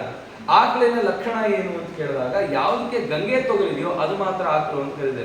ನಮ್ ಜರ್ಸಿ ಹಸು ಇರೋದೇ ಇಲ್ಲ, ಮತ್ತು ಆಕಳ ಅಂತ ನಮ್ಗೆ ಗೊತ್ತಿಲ್ಲ, ವಿಚಾರ ಮಾಡಿ ಅಂತ ಹೇಳಿದೆ. ಈ ರೀತಿ ಅದಕ್ಕೆ ರಕ್ತ ವಸ್ತ್ರಗಳನ್ನು ಹಾಕಿ ಬಿಳಿ ಬಣ್ಣದ ಹೂಗಳಿಂದ ಅಲಂಕಾರ ಮಾಡಿ ಅದನ್ನ ಬಿಟ್ಟುಬಿಡ್ಬೇಕಂತ. ಬಿಟ್ರೆ ಅದು ಯಾರ ಮನೆ ಮುಂದೆ ನಿಲ್ಲುತ್ತೋ ಅವ್ರ ಆಹಾರ ಆಗ್ತದೆ. ಅದನ್ನು ಯಾರು ಹೊಡಿಬಾರ್ದು ಅಂತ ಈ ರೀತಿ ಅದ್ರ ವಿಧಾನ ಬಹಳ ದೊಡ್ಡದು. ಏನಕ್ಕೆ ಅಂತಂದ್ರೆ ಆ ವೃಷೋತ್ಸರ್ಗವನ್ನ ಮಾಡಿದ್ರೆ ಅವನ ಕುಲ ಉದ್ಧಾರ ಆಗುತ್ತೆ. ಆ ವೃಷಭ ಎಲ್ಲೆಲ್ಲಿ ಓಡಾಡುತ್ತೆ ಅವನ ಕುಲ ಹಂಗೆ ವಿಸ್ತಾರ ಆಗುತ್ತೆ ಅಂತ ಹೇಳಿ ಮಾಡಿದೆ. ಈ ಕಾಲಕ್ಕೆ ಅದಿಲ್ಲ ಅಂತ ಹೇಳಿ ಒಂದು ಅಕ್ಕಿ ಹಿಟ್ಟಿನಿಂದ ಅಥವಾ ಯಾವ್ದಾದ್ರು ಒಂದು ಪ್ರತಿಮೆಯಿಂದ ಆಕಳನ್ನ ಅಂದ್ರೆ ವೃಷಭವನ್ನು ಮಾಡಿ ಅದನ್ನು ನೂಕೋ ರೀತಿಯಲ್ಲಿ ಈ ರೀತಿ ಮಾಡಿ ವೃಷೋತ್ಸರ್ಗ ಸರ್ವಶ್ರೇಷ್ಠವಾಗಿರ್ತಕ್ಕಂಥದ್ದು. ಮುತ್ತೈದೆ ಮೃತಳಾಗಿದ್ದಾಳೆ ಅಂದ್ರೆ ಅವಳಿಗೇನು ವೃಷೋತ್ಸರ್ಗ ಬೇಕಾಗಿಲ್ಲಪ್ಪ ಅಂತ ವಿಚಾರ ಹೇಳಿದೆ. ಮತ್ತೆ ರುದ್ರಗಣ ವಸುಗಣ ಅಂತ ಹೇಳಿ ತದನಂತರದಲ್ಲಿ ಬರ್ತಾರೆ. ಆ ಸಪಿಂಡೀಕರಣ ಮಾಡಬೇಕು, ಪಿತೃವರ್ಗಕ್ಕೆ ಸೇರಿಸಿದ ಮೇಲೆ ಅವರನ್ನೆಲ್ಲ ಕರಿಬೇಕು. ಆ ತದನಂತರದಲ್ಲೇ ವಿಶ್ವೇ ದೇವತೆಗಳ ಬ್ರಾಹ್ಮಣರ ಅಧಿಕಾರ ಬರುತ್ತೆ, ಅಲ್ಲಿವರೆಗೂ ಬರಲ್ಲ. ಯಾವತ್ತೂ ಪಿತೃವರ್ಗಕ್ಕೆ ಸೇರಿದ್ದಾರೆ, ಪಿತೃವರ್ಗಕ್ಕೆ ಸೇರಿದ ಮೇಲೆ ಏಕೋದಿಷ್ಟವಾಗಿ ಅವ್ರಿಗೆ ಶ್ರಾದ್ದ ಮಾಡಬೇಡ ಅಂತ ಹೇಳಿದ್ರು. ನಾಳೆ ಮಾತಾಮಹ ಶ್ರಾದ್ದ ಅಂತ. ಮಾತಾಮಹ ಶ್ರಾದ್ದ ಅಂದ್ರೆ ತಾಯಿಯ ತಂದೆ ಶ್ರಾದ್ದ, ಮಾತಾಮಹ ಶ್ರಾದ್ದ ಅಂತ ಹೇಳಿದೆ. ಅವತ್ತು ತಂದೆ ಬದುಕಿದ್ರು ಕೂಡ ಮೊಮ್ಮಗನಾಗಿರ್ತಕ್ಕಂಥವನು ಆ ಶ್ರಾದ್ದ ಮಾಡುವಂತ ವಿಧಿ ಹೇಳಿದೆ. ಆಗ ಏನ್ ಮಾಡ್ಬೇಕು ಅಂದ್ರೆ ಅವನ ತರ್ಪಣ ಇಲ್ಲ, ಅವನ ಪೂರ್ತಿ ಅಪಸವ್ಯ ಮಾಡ್ಕೊಳ್ಳೋಗಿಲ್ಲ ಅಂತ ಈ ರೀತಿ. ಯಾಕೆ ಅಂದ್ರೆ ತಾಯಿಯ ತಂದೆಗೆ ಮಗನ ಮೇಲೆ ದೌಹಿತ್ರ ಸಂತದ ಮೇಲೆ ಬಹಳ ಪ್ರೀತಿ. ಅವತ್ತು ಹೆಂಗೆ ಮಾಡ್ಬೇಕು ಅಂದ್ರೆ ಅವತ್ತು ಪರಿವಾರ 3 ಜನರನ್ನೇ ಕರೆದು ಈ ರೀತಿ ಮಾಡಬೇಕು ಅಂತ, ನಾಳೆ ದಿನ ಅದು ಈ ರೀತಿ ಮಾಡಬೇಕು ಅಂತ ಹೇಳ್ತಾ ಏಕೋದಿಷ್ಟವಾಗಿ ಯಾವತ್ತೂ ಮಾಡೋದಿಲ್ಲ. ಯಾವತ್ತು ಮಾಡಿದೀವಿ ಅಂತ 11ನೇ ದಿನ, ಯಾಕಂದ್ರೆ ನಾವು ಇನ್ನೂ ಪಿತೃವರ್ಗಕ್ಕೆ ಸೇರಿಲ್ಲ ಅಲ್ಲ, ಹಾಗಾಗಿ ಮಾಡಿದೀವಿ. ಮತ್ತೇನ್ ಮಾಡಬೇಕು, ಯಾವಾಗ ಸಪಿಂಡೀಕರಣ ಮಾಡಬೇಕು ಅಂದ್ರೆ 1 ವರ್ಷ ಆದ್ಮೇಲೆ ಸಪಿಂಡೀಕರಣ ಮಾಡಬೇಕು. ಮೊದಲನೇ ವರ್ಷದ ಸಪಿಂಡೀಕರಣ ಮಾಡಬೇಕು. 1 ವರ್ಷಗಳ ಕಾಲ ಏನಾಗುತ್ತೆ ಅಂತಂದ್ರೆ ಕಲಿಯುಗದಲ್ಲಿ ಆಯಸ್ಸು ಬಹಳ ಕ್ಷೀಣ. ಯಾವಾಗ ಇಷ್ಟೇ ಆಯಸ್ಸಿದೆ ಅಂತ ನಾವು ನಿರ್ದಿಷ್ಟವಾಗಿ ಹೇಳಲಿಕ್ಕಾಗಲ್ಲ. ಹಾಗಾಗಿ ಅಪಕರ್ಷಣವನ್ನು ಮಾಡಿ 1 ವರ್ಷದಲ್ಲಿ 16 ಶ್ರಾದ್ದಗಳು ಅದನ್ನೆಲ್ಲ ಮತ್ತೆ ಅಪಕರ್ಷಣ ಮಾಡಿ ಅವ್ರ ಪಿತೃವರ್ಗಕ್ಕೆ ಸೇರಿಸಿರ್ತೀವಿ. ಮತ್ತೆ ತಿಂಗಳು ಮಾಡಬೇಕಲ್ಲ. ಇದು ಏಕೋದಿಷ್ಟ ವಿಧಿಯಿಂದ ಮಾಡ್ಬೋದಾ ಅಂದ್ರೆ ಇಲ್ಲ, ಅವ್ನ ಪಿತೃವರ್ಗಕ್ಕೆ ಸೇರಿದಾನೆ, 3 ಜನರನ್ನು ಕರೆದೇ ಈ ರೀತಿಯಲ್ಲಿ ಮಾಡಬೇಕು ಅಂತ ವಿಧಿಯಲ್ಲಿ ಹೇಳಿದೆ. ಆ ರೀತಿಯಲ್ಲಿ ಮಾಡಿ ಅವರನ್ನು ಸಂತೃಪ್ತಿ ಪಡಿಸು, ಆ ತಿಂಗಳು ಏನೇನು ಬರುತ್ತೆ ಅದನ್ನೆಲ್ಲ ಮಾಡು ಅಂತ ಹೇಳಿದೆ. ಮತ್ತೆ ಪ್ರಮಾದ ಮರಣ ಅಂತ ಕರೆದಿದ್ದಾರೆ. ಪ್ರಮಾದಾದಿಶ್ಚಯಾವಾಪಿ ನಾಗಾದ್ವಾ ಮ್ರಿಯತೆ ಯದಿ ಪಕ್ಷಿಯೋರೋಭಯೋರ್ ನಾಗಂ ಪಂಚಮಿ ಶುಪ್ರ ಪೂಜಯೇತ್. ಇಲ್ಲಿ ಹೇಳಿದ ಒಂದು ವೇಳೆ ಪ್ರಮಾದದಿಂದ ಅವನೇನಾದ್ರು ಮೃತನಾದ ಅಂದ್ರೆ, ನಿನ್ನೆ ದಿನ ಗಾತಾ ಚತುರ್ದಶಿ ಅಂತ ಬಂತಲ್ಲ, ಆ ಗಾತಾ ಚತುರ್ದಶಿ ಅಂದ್ರೆ ಹಾವು ಕಚ್ಚಿ ಅಥವಾ ನೀರಿನಲ್ಲಿ ಸತಿ ಅಥವಾ ತಾನೇ ಮೃತನಾಗಿ ಏನೋ ಒಂದರಿಂದ ಆಘಾತದಿಂದ ದುರ್ಮರಣ ಹೊಂದಿದ್ದಾನೆ. ಅವನ ಉದ್ದೇಶವಾಗಿ ಏನ್ ಮಾಡ್ಬೇಕು, ಅವನು ಯಾವ ರೀತಿ ದುರ್ಮರಣವನ್ನು ಹೊಂದಿದ್ದಾನೆ ಅದಕ್ಕೆ ಪ್ರಾಯಶ್ಚಿತ್ತ ಮಾಡ್ಕೋ. ಹುಲಿ ಮೊದಲಾದದಿಂದ ಸತ್ತಿದ್ರೆ ಬ್ರಾಹ್ಮಣ ಕನ್ಯೆ ವಿವಾಹವನ್ನ ಮಾಡಿಸು. ಆನೆಯಿಂದ ಹತರಾಗಿದ್ರೆ ಸುವರ್ಣ ಬೆಳ್ಳಿಯಿಂದ ಆನೆ ದಾನ ಮಾಡು. ರಾಜನಿಂದ ಹತನಾಗಿದ್ರೆ ಅಂದ್ರೆ ರಾಜ ಏನೋ ಯುದ್ಧದಲ್ಲಿ ಎಲ್ಲೋ ಸತ್ತ ಅಂತಂದ್ರೆ ಸುವರ್ಣ ಪುರುಷನನ್ನ ನಿರ್ಮಾಣ ಮಾಡಿಕೊಡು. ಕಳ್ಳನಿಂದ ಹತನಾಗಿದ್ರೆ ಪ್ರತ್ಯಕ್ಷ ಗೋದಾನ ಮಾಡು. ಶತ್ರುವಿಂದ ಹತನಾಗಿದ್ರೆ ಬೆಳ್ಳಿ ಎತ್ತನ್ನು ದಾನ ಮಾಡು. ಹೋರಿಯಿಂದ ಹತನಾಗಿದ್ರೆ ಸುವರ್ಣ ದಾನ ಮಾಡು. ಹಾಸಿಗೆಯಲ್ಲೇ ಸತ್ತಿದ್ರೆ ಶಯ್ಯಾದಾನ ಮಾಡು. ಸಂಸ್ಕಾರವಾಗದೆ ಸತ್ತಿದ್ರೆ ಬ್ರಾಹ್ಮಣ ಪುತ್ರನಿಗೆ ಉಪನಯನ ಮಾಡು. ಕುದುರೆಯಿಂದ ಸತ್ತಿದ್ರೆ ಕುದುರೆ ಪ್ರತಿಮೆಯನ್ನು ದಾನ ಮಾಡು. ನಾಯಿಯಿಂದ ಸತ್ತಿದ್ರೆ ಕ್ಷೇತ್ರಪಾಲಕ ಪ್ರತಿಷ್ಠಾಪನೆ ಮಾಡು. ಹಂದಿಯಿಂದ ಸತ್ತಿದ್ರೆ ಕೋಣದಾನ ಮಾಡು. ಕ್ರಿಮಿಗಳಿಂದ ಸತ್ತಿದ್ರೆ 5 ದ್ರೋಣ ಗೋಧಿ ದಾನವನ್ನ ಮಾಡು. ವೃಕ್ಷದಿಂದ ಸತ್ತಿದ್ರೆ ಸುವರ್ಣ ವೃಕ್ಷವನ್ನ ದಾನ ಮಾಡು. ಕೊಂಬುಳ್ಳ ಪ್ರಾಣಿಗಳಿಂದ ಸತ್ತಿದ್ರೆ ವೃಷಭವನ್ನು ದಾನ ಮಾಡಿದ ಅನೇಕ ವಿಧಾನಗಳನ್ನು ಹೇಳಿದೆ. ಇದನ್ನೆಲ್ಲ ಮಾಡಿ ಅವನ ಉದ್ಧಾರಕ್ಕಾಗಿ ಮಾಡು. ಸರ್ಪ ಕಚ್ಚಿ ಸತ್ತಿದ್ದ ಅಂತಂದ್ರೆ ಅದೆಲ್ಲ ಜನ್ಮಾಂತರದ ಪಾಪಗಳಿಂದ ಅದೆಲ್ಲ ನಡೆಯುತ್ತೆ, ಅದಕ್ಕೆ ಬೇಕಾಗಿರ್ತಕ್ಕಂಥದ್ದೆಲ್ಲ ಮಾಡು ಅಂತ ಹೇಳಿ ಸಪಿಂಡೀಕರಣವನ್ನ ವಿಧಾನವನ್ನು ಹೇಳ್ತಿದ್ದಾರೆ. ಎಲ್ಲಿ ಸಪಿಂಡೀಕರಣ ಮಾಡಲ್ಲ ಎಲ್ಲಿ ತನಕ ಅಲ್ಲಿವರೆಗೂ ಅವನಿಗೆ ಪ್ರೇತತ್ವ ಅನ್ನೋದು ನಿವೃತ್ತಿ ಆಗಲ್ಲ. ಹಾಗಾಗಿ ಸಪಿಂಡೀಕರಣ ಅನ್ನೋದು ಬಹಳ ಮುಖ್ಯವಾಗಿದೆಯಪ್ಪ ಅಂತ ಈ ರೀತಿ ವಿಧಾನವನ್ನು ಹೇಳ್ತಾ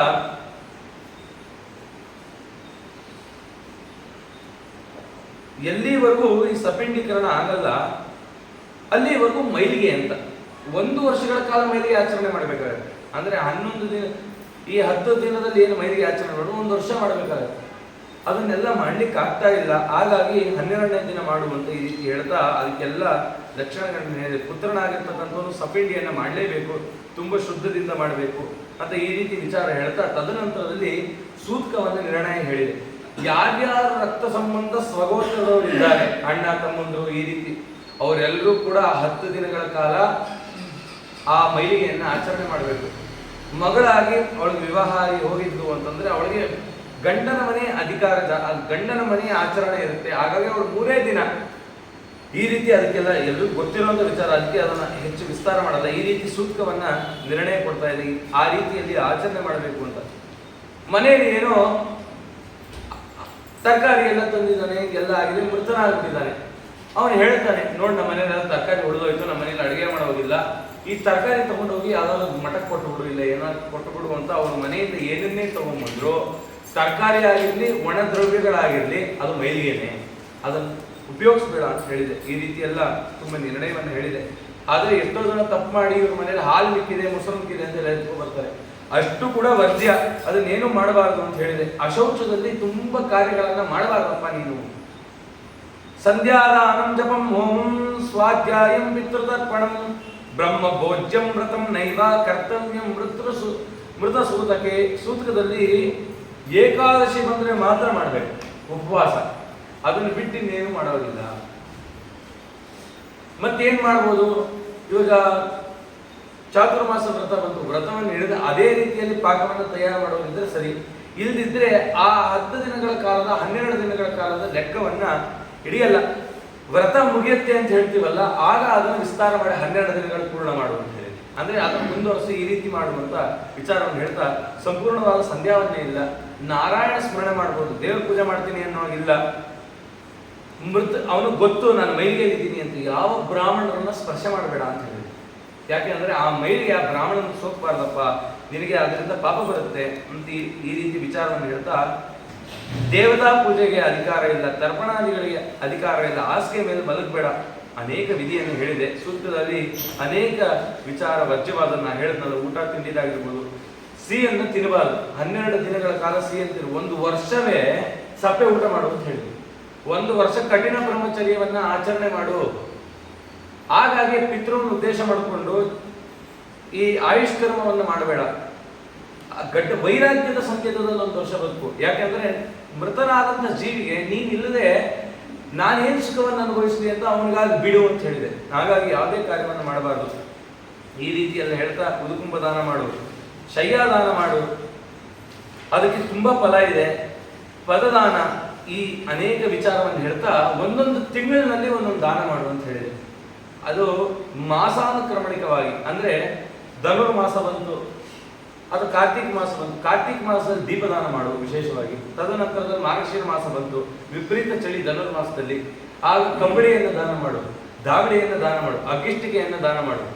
ಬೇಸಿಗೆ ಕಾಲ ಬಂತು, ಅದಕ್ಕೆ ಉದಕುಂಭ ದಾನ ಮಾಡು. ಆ ಕಾಲಕ್ಕೆ ತಕ್ಕನಂಗೆ ಮಾಡಿ ಒಮ್ಮೆ ಆದ್ರೂ ವರ್ಷ ನಂತರದಲ್ಲಿ ಒಮ್ಮೆ ಆದ್ರೂ ಗಯಾ ಶ್ರಾದ್ದ ಮಾಡು. ಕಾಯ್ತಿರ್ತಾರೆ, ಗಯಾ ಮಹಾತ್ಮೆ ಎಲ್ಲ ಚಿಂತನೆ ಮಾಡಿದ್ವಿ ಏನು ಅಂತ ಕಾಯ್ತಿರ್ತಾರಪ್ಪ. ಯಥಾ ಪುತ್ರಾಣ ವೈ ಕಾರ್ಯಾನ್ ಗಯಾ ಶ್ರಾದ್ದಂ ಖಗೇಶ್ವರ ತದಾ ಸಂವತ್ಸರೋ ಊರ್ಧ್ವಂ ಕರ್ತವ್ಯಂ ಪಿತೃಭಕ್ತಿತ. ಪಿತೃಗಳು ಕಾಯ್ತಿರ್ತಾರಂತೆ, ದೇವರಲ್ಲಿ ಪ್ರಾರ್ಥನೆ ಮಾಡ್ತಾರಂತೆ, ನನ್ನ ಕುಲದಲ್ಲಿ ಒಬ್ಬ ಹುಟ್ಟಿ, ಯಾರಾದ್ರೂ ಒಬ್ಬ ಹುಟ್ಟಿ ಗಯಾ ಶ್ರಾದ್ದ ಮಾಡೋಂಗಾಗ್ಲಿ. ಅದು ಹೇಗೆ ಹೇಳಿದೆ ಅಂತಂದ್ರೆ, ಗಯಾ ಹತ್ರ ನನಗೇನೋ ಕೆಲಸ ಇದೆ ಅಂತ ಹೋಗಿದ್ದೀನಿ, ಹಂಗೆ ಹೋಗಿ ಮಾಡ್ಕೊಂಡ್ಬಿಡ್ತೀನಿ ಅಂದ್ರೆ ಅದಕ್ಕೆ ಬರೀ 10 ಭಾಗದ ಪುಣ್ಯ ಅಷ್ಟೇನೆ, 100 ಭಾಗದ ಪುಣ್ಯ ಇಲ್ಲ ಅಂತ ಹೇಳಿದೆ. ಅದೇ ಕರ್ತವ್ಯಕ್ಕಾಗಿ ಹೋಗಿ ಪ್ರಯಾಗದಲ್ಲಿ, ಕಾಶಿಯಲ್ಲಿ ಮತ್ತೆ ಗಯಾದಲ್ಲಿ, ಅಯೋಧ್ಯೆಗೆ ಹೋಗಿದ್ರೆ ಅಲ್ಲೂ ಮಾಡ್ಬೋದು ಅಂತ ಈ ರೀತಿ ವಿಧಿ ಹೇಳಿದೆ. ಇಲ್ಲ ನಾನು ಬದ್ರಿಗೆ ಹೋಗ್ತಾ ಇದೀವಿ, ಅಲ್ಲಿ ನಾವು ಬ್ರಹ್ಮಕಪಾಲದಲ್ಲಿ ಶ್ರಾದ್ದ ಮಾಡ್ತೀವಿ ಅಂದ್ರೆ ಅದೇ ಕ್ಷೇತ್ರದಲ್ಲಿ ಮುಂಡನವನ್ನ ಮಾಡಿಸಿ ಪಿಂಡನವನ್ನ ಮಾಡಬೇಡ ಅಂತ ಹೇಳಿದೆ. ಹರಿದ್ವಾರದಲ್ಲಿ ಮುಂಡನವನ್ನು ಮಾಡಿಸು, ತದನಂತರ ಶ್ರಾದ್ದವನ್ನು ಮಾಡಬೇಕು, ಮಾರನೇ ದಿನ ಶ್ರಾದ್ದ ಮಾಡಬೇಕು, ಆಮೇಲೆ ಬದರಿಗೆ ಹೋಗಿ ಮಾಡಬೇಕು. ಬದರಿ ಕ್ಷೇತ್ರದ ಮುಂಡನ ಹೇಳಿಲ್ಲ, ಅಲ್ಲಿ ಮಾಡಿಸ್ಬೇಡ ಅಂತೀರಿ. ಮೊದಲೇ ಮುಂಡನವನ್ನು ಮಾಡಿಸ್ಕೊಂಡು ಆಮೇಲೆ ಶ್ರಾದ್ದವನ್ನು ಮಾಡು, ತದನಂತರದಲ್ಲಿ ಕುರುಕ್ಷೇತ್ರಕ್ಕೆ ಹೋಗಿ ಬಾ ಅಂತ ಹೇಳಿದೆ. ಅದಕ್ಕೆ ಮಾರ್ಗಸೂಚಿಯನ್ನು ಹಾಕ್ಬಿಟ್ಟಿದೆ. ಈ ರೀತಿ ಮಾಡಿದ್ರೆ ಅದು ಪೂರ್ತಿ ಪುಣ್ಯ ಅಂತ ಈ ರೀತಿ ಹೇಳ್ತಾ ಗಯಾ ಶ್ರಾದ್ದಕ್ಕೆ ನಾ ಹಿಂದೆನೆ ಹೇಳಿದ್ದೆ ಏನೇನು ಪುಣ್ಯ ಇದೆ, ಅವರ ಪಾಪಗಳೆಲ್ಲ ನಾಶ ಆಗುತ್ತೆ. ಈ ರೀತಿ ವಿಚಾರವನ್ನು ಹೇಳ್ತಾ ಧರ್ಮರಾಜನ ಕರವನ್ನ ನಿರೂಪಣೆ ಮಾಡ್ತಾ ಇದ್ದಾರೆ. ಕೇಳ್ತಾ ಇದ್ದಾನೆ, ಸ್ವಾಮಿ ಎಲ್ಲ ಆಯ್ತು, ಯಮಲೋಕಕ್ಕೆ ಆ ವಿಚಾರವನ್ನ, ಆ ಯಮದೇವರ ಸಭೆ, ಆ ಯಮದೇವರ ಗಾಂಭೀರ್ಯ, ಆ ವಿಚಾರವನ್ನ ಕಿಂಚಿತ್ ಹೇಳು ಕೇಳಿದಾಗ ಭಗವಂತ ಹೇಳ್ತಾ ಇದ್ದಾರೆ, ಶೃಣು ತರ್ಕ್ಯಾ ಪ್ರವಕ್ಷ್ಯಾಮಿ ಯದ್ಗಮ್ಯಂ ನಾರದಾದಿಭಿ ತದಧರ್ಮ ಧರ್ಮ ನಗರಂ ದಿವ್ಯಂ ಮಹಾಪುಣ್ಯೆ ರವಾಪ್ಯತೆ. ಕೇಳಿಸ್ಕೊಳಪ್ಪ ಗರುಡ, ಧರ್ಮನಗರ ಅಂತಿದ್ರೆ ಅದೇ ಯಮಧರ್ಮನ ನಗರ. ಅವನೇ ಹಿಂದೆ ಧರ್ಮರಾಜ. ಅವನು ಎಲ್ಲರೂ ಕೂಡ ಧರ್ಮ ನಿರ್ಣಯವನ್ನು ಮಾಡ್ತಾನೆ. ಅವನು ಎಂಥ ಉತ್ತಮ ಸಾತ್ವಿಕ ಯಮ. ಸಾತ್ವಿಕರಿಗೆ ಅಂತಂದ್ರೆ, ಸಾತ್ವಿಕರು ಯಾರಾದ್ರೂ ಬಂದಿದ್ದಾರೆ ಅಂತಂದ್ರೆ ಅವರನ್ನು ಆಸನದಲ್ಲಿ ಕೂಡಿಸಿ ತಾನು ಎದ್ದು ನಿಂತು ಕೈ ಮುಕ್ಕೊಂಡು ಕೇಳ್ತಾನಂತೆ, ಸ್ವಾಮಿ ನನ್ನ ಧರ್ಮ ನಗರದಲ್ಲಿ ಇಂಥ ಧರ್ಮ ಕಾರ್ಯವನ್ನ ನಾನು ನಡೆಸ್ತಾ ಇದ್ದೀನಿ, ಎಲ್ರಿಗೂ ಈ ರೀತಿ ಧರ್ಮ ಹೇಳ್ತಿದ್ದೀನಿ, ನನ್ನ ತಪ್ಪಿದ್ರೆ ನೀವು ತಿದ್ದಿ ಅಂತ ಕೇಳ್ತಾನೆ. ಅಂದ್ರೆ ಯಮದೇವರ ಆ ಗುಣ ಎಂಥದ್ದು ಅಂತ ವರ್ಣನೆ ಮಾಡ್ತಾರೆ. ಅಂತ ಉತ್ತಮರಪ್ಪ. ಅಲ್ಲಿ ಚಿತ್ರಗುಪ್ತರಿದ್ದಾರೆ, ವಿಚಿತ್ರಗುಪ್ತರು, ಶ್ರವಣಕರು, ಇವರೆಲ್ಲ ಇದ್ದಾರೆ. ಅವರೆಲ್ಲ ಆ ಜೀವಿ ಲೆಕ್ಕಾಚಾರವನ್ನು ಹೇಳ್ತಾರಂತೆ. ಅವನು ಪ್ರತಿನಿತ್ಯದಲ್ಲೂ ನಾರಾಯಣ ಅಷ್ಟಾಕ್ಷರ ಮಂತ್ರ ಜಪ ಮಾಡ್ತಿದ್ದಾನೆ, ಕೃಷ್ಣ ಷಡಕ್ಷರ ಮಂತ್ರ ಜಪ ಮಾಡ್ತಿದ್ದಾನೆ, ಪ್ರತಿನಿತ್ಯ ಬ್ರಾಹ್ಮಣರಿಗೆ ಅವನು ಗೌರವ ಕೊಡ್ತಿದ್ದಾನೆ, ತಂದೆ ತಾಯಿಗಳಿಗೆ ಗೌರವ ಕೊಡ್ತಿದ್ದಾನೆ, ಪ್ರತಿನಿತ್ಯ ಸಾಲಿಗ್ರಾಮದ ಅರ್ಚನೆಯನ್ನು ಮಾಡ್ತಿದ್ದಾರೆ ಅಂತಂದ್ರೆ ಯಮದೇವರು ಆಸನ ರಹಿತವಾಗಿ ಎದ್ದು ನಿಂತು ಕೈ ಮುಗಿತಾರಂತ ಜೀವಿಗೆ. ಎಂತ ಉತ್ತಮ ಜೀವಿ ಅಂತ ಹೇಳಿ ಆ ರೀತಿ ಗೌರವವನ್ನು ಕೊಡ್ತಾರೆ ಅಂತ ಈ ರೀತಿ ವಿಚಾರವನ್ನು ಹೇಳ್ತಾ ಆ ಯಮದೇವರು ಕಳಸಕ್ಕೆ ಪೂರ್ವದಲ್ಲಿ ಅವರ ಸುತ್ತ ಹೇಳಿದ್ದೆ 100 ರೋಗಗಳು ಇದೆಯಂತ. ಹಿಂದೆ ನಾನು ಹೇಳಿದ್ದೆ, ಯಮದೇವರು ಬಂದ್ರು, ಅವರು ಎಲ್ಲರ ಧರ್ಮವನ್ನು ನಿರ್ಣಯ ಮಾಡ್ಲಿಕ್ಕೆ ಅಂದ್ರೆ ಚಿತ್ರಗುಪ್ತರೆಲ್ಲ ಬಂದು ಹುಟ್ಟಿದ ತಕ್ಷಣ ಮಸಿ ಪಾತ್ರೆ ಒಂದು ಪದಕವನ್ನು ಹಿಡಿದಿದ್ರು ಅಂತ. ಹಿಡಿದ ತಕ್ಷಣ ಹೇಳೋದ್ರಂತೆ, ನಾನು ಯಾರ ಬಗ್ಗೆ ಲೆಕ್ಕಾಚಾರ ಬರಲಿ. ಸರಿ ಆಯ್ತು ನೋಡಿ, ಯಾರ್ಯಾರು ಹುಟ್ಟಿದಾನೆ ಭೂಲೋಕದಲ್ಲಿ ಅವ್ರದೆಲ್ಲ ಲೆಕ್ಕಾಚಾರ ಬಂದಿತ್ತು, ಎಲ್ಲರಿಗೂ ಬರ್ಲಿಕ್ಕೆ ಅಂತ ಶುರು ಮಾಡಿದ್ರೆ ಎಲ್ಲ ಆಯ್ತು. ಇವರು ಸಾಯ್ಬೇಕಲ್ಲ, ಹಾಗಾಗಿ ಏನ್ ಮಾಡಿದ್ರು, ಮೃತ್ಯು ದೇವತೆಯನ್ನ ಸೃಷ್ಟಿ ಮಾಡಿದ್ರು ಬ್ರಹ್ಮದೇವರು. ಮೃತ್ಯು ದೇವತೆ ಬಂದು ಮನೆ ಹತ್ರ ಹೋದ್ರೆ ಎಲ್ಲಿ ನಾರಾಯಣ ಮಂತ್ರ ಜಪ ಇದೆ, ಎಲ್ಲಿ ಪರಮಾತ್ಮನ ಚಿಹ್ನೆಗಳಿದೆ, ಅಲ್ಲಿ ಆ ಮೃತ್ಯು ದೇವತೆಗಳಿಗೆ ಬರ್ಲಿಕ್ಕೆ ಅವಕಾಶ ಆಗಿಲ್ಲ. ಮತ್ತೆ ಅಳ್ಳಿಕ್ಕೆ ಶುರು ಮಾಡೋದಂತೆ, ತುಂಬಾ ರೋದನವಾಗಿ ಆಗ್ತಾರಂತೆ. ಬ್ರಹ್ಮದೇವರು ಬಂದಂತೆ, ಯಾಕೆ ಅಳ್ತಿದ್ಯೋ ಮೃತ್ಯು ದೇವತೆ ಅಂತ. ನೋಡಿ, ನನ್ನ ಕೆಲಸ ಏನು, ಜೀವಿಯನ್ನು ಅವನು ಮೃತ್ಯು ಮಾಡ್ಕೊಂಡು ನಾವು ಕರ್ಕೊ ಬರ್ಬೇಕು. ಅವನು ದೇವ್ರ ಸ್ಮರಣ ಮಾಡ್ತಾನೆ, ಮೃತ್ಯು ಇಲ್ಲ ಹೋಗು ಅಂತ ಹೇಳ್ತಾನೆ, ಏನ್ ಮಾಡಿ. ಸರಿ, ಅದಕ್ಕೆ ನಿನಗೆ ತಮ್ಮಂದ್ರನ್ನು ಕೊಡ್ತೀನಿ ಅಂದ್ರೆ, ಯಾಕೆ ನಿನ್ ತಮ್ಮಂದ್ರು, ಮೃತ್ಯು ದೇವತೆಗೆ ಎಲ್ಲ ತಮ್ಮಂದ್ರು ರೋಗಗಳಂತೆ. ಫಸ್ಟ್ ನಿನ್ ತಮ್ಮಂದ್ರು ಹೋಗ್ಲಿ, ನಿನ್ ತಮ್ಮಂದ್ರು ಹೋಗಿ ರೋಗದಿಂದ ಭಾಗಿಸಿ ತದನಂತರದಲ್ಲಿ ನೀನು ಹೋಗಿ ಕರ್ಕೊಂಬ ಅಂತ ಈ ರೀತಿ ಎಲ್ಲ ಮಾಡಿ ಕರ್ಕೊಂಡ್ ಬಂದಿರ್ತಾರೆ. ಆ ಎಲ್ಲಾ ಲೆಕ್ಕಾಚಾರವನ್ನು ಹಾಕ್ತಾರೆ, ಒಂದೆರಡಲ್ಲ ಎಲ್ಲ ಲೆಕ್ಕಾಚಾರ. ಅದಕ್ಕೆ ವಯಸ್ಸಾದ್ಮೇಲೆ ಅನ್ಸುತ್ತೆ, ಏನಪ್ಪ ಒಂದೊಂದೇ ಅಂಗಗಳು ಹೋಗ್ತಿದೆಯಲ್ಲ. ಶ್ರೀಪಾದರಾಜ ಮಧ್ವನಾಮದಲ್ಲಿ ಹೇಳಿದ್ರಲ್ಲ, ಕಿವಿ ಇಲ್ಲ ಮೂಗಿಲ್ಲ ಅಂತಂದ್ರೆ ಕುರುಡ ಕಿವಿಡ ಮೂಕನನ್ನು ನೆನೆಸುವ ಪರಮ ಮುಖ್ಯ ಪ್ರಾಣ ತೊಲಗಲಾ ದೇಹವನ್ನು ಅರಿತು ಪೆಣವೆಂತು ಹೇಳುವರು ಬುದ್ಧನ. ನೋಡಿ ಎಷ್ಟು ಚೆನ್ನಾಗಿದೆ. ವಾಯುದೇವರು ಒಂದು ಕ್ಷಣ ಕೊರಟರು, ಈ ದೇಹ ತಣ್ಣಗಾಗೋದು. ನಮ್ಮ ದೇಹದೊಳಗಡೆ ಶಾಖವನ್ನ, ಬಿಸಿಯನ್ನು ಉತ್ಪತ್ತಿ ಮಾಡ್ತಿರೋರಿಗೆ ನಮ್ಮ ದೇಹ ಬಿಸಿ ಇದೆ ಅಲ್ವಾ. ನಮಗೇನಾದ್ರು ಚಾರ್ಜರ್ ಇದೆಯಾ? ಎಲ್ಲೋ ಚಾರ್ಜ್ ಮಾಡ್ಕೋತೀವಿ, ಯಾವುದೋ ಪವರ್. ನಮ್ಮ ದೇಹಕ್ಕೆ ಯಾವುದಕ್ಕೂ ಸಂಬಂಧನೇ ಇಲ್ಲ. ಆ ವಾಯುದೇವರು ನಿಂತು ಎಂತ ವ್ಯಾಪಾರ ಮಾಡಿಸ್ತಿದಾರಲ್ಲ, ಅಷ್ಟರ ಕಾಲದಲ್ಲಿ ಎಷ್ಟು ಸಾಧನೆ ಅಂತಂದ್ರೆ 21,000 ಶ್ವಾಸ ಜಪಗಳೆಲ್ಲ ಮಾಡಿಸ್ತಾರೆ ಅಂದ್ರೆ 6,321,000 ಶ್ವಾಸ ಜಪಗಳ 21,000 ಶ್ವಾಸ ಜಪಗಳು ಮಾಡ್ತಿದ್ದಾರಲ್ಲ. ನಮ್ಮ ಆಯುಸ್ ಅಭಿವೃದ್ಧಿ ಆಗ್ಬೇಕಲ್ಲ, ಏನ್ ಮಾಡಬೇಕು?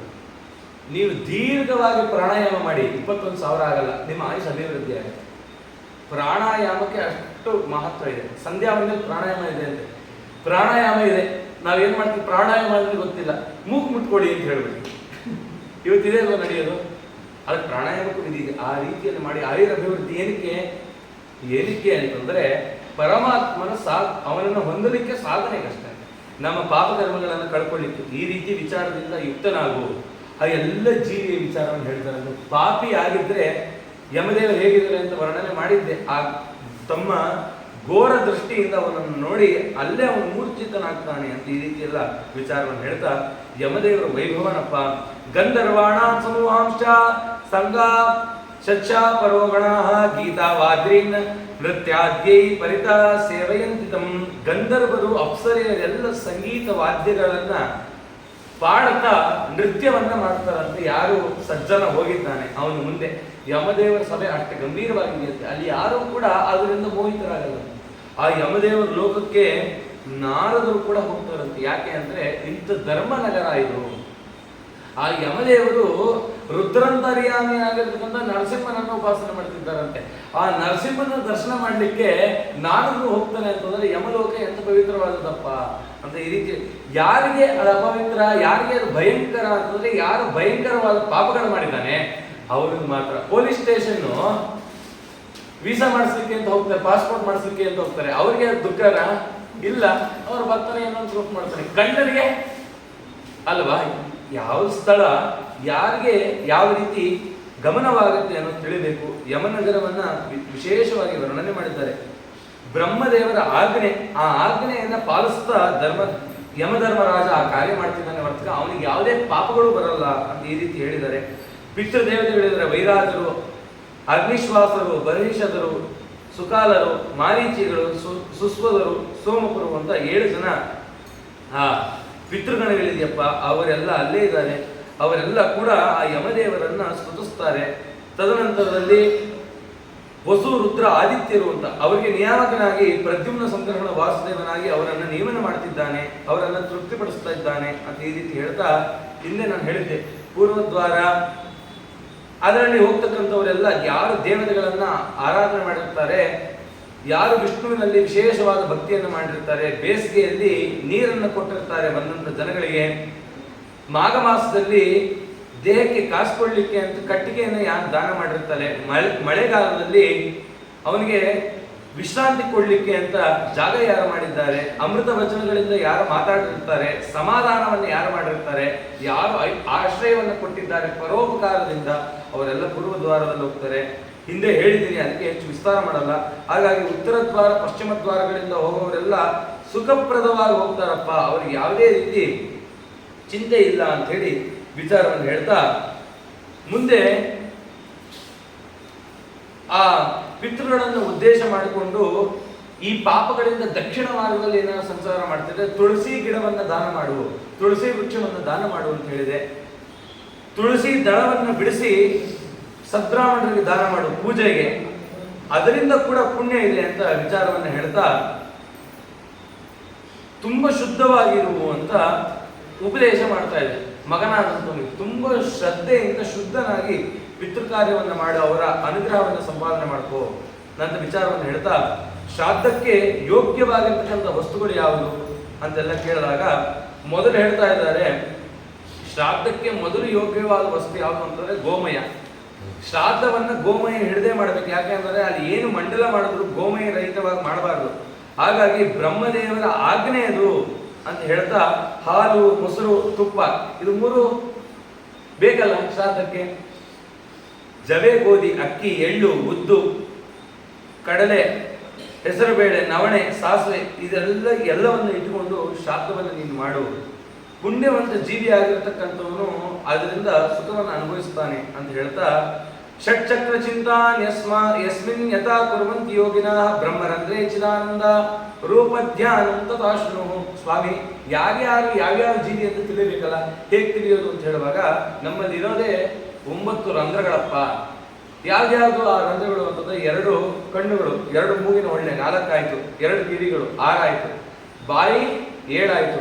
ನಾವು ಮಲಮೂತ್ರ ಮಾಡ್ತಕ್ಕಂಥ ಸ್ಥಳ ಎಷ್ಟಾಯ್ತು? 8, 9 ಆಯ್ತು. ಇರೋದೇ 9 ರಂಧ್ರ. ಆದ್ರೆ 9 ರಂಧ್ರವನ್ನ ವಿಭಾಗ ಮಾಡಿದ್ದಾರೆ. ಯಾರು ಕಣ್ಣು, ಮೂಗು, ಕಿವಿಯಲ್ಲಿ ಹೋಗಿದ್ದಾನೆ ಅವನು ಸಾತ್ವಿಕನಾಗಿದ್ದಾನೆ. ಬಾಯಲ್ಲಿ ಹೋದವನು ರಾಜಸ ಅಂತ.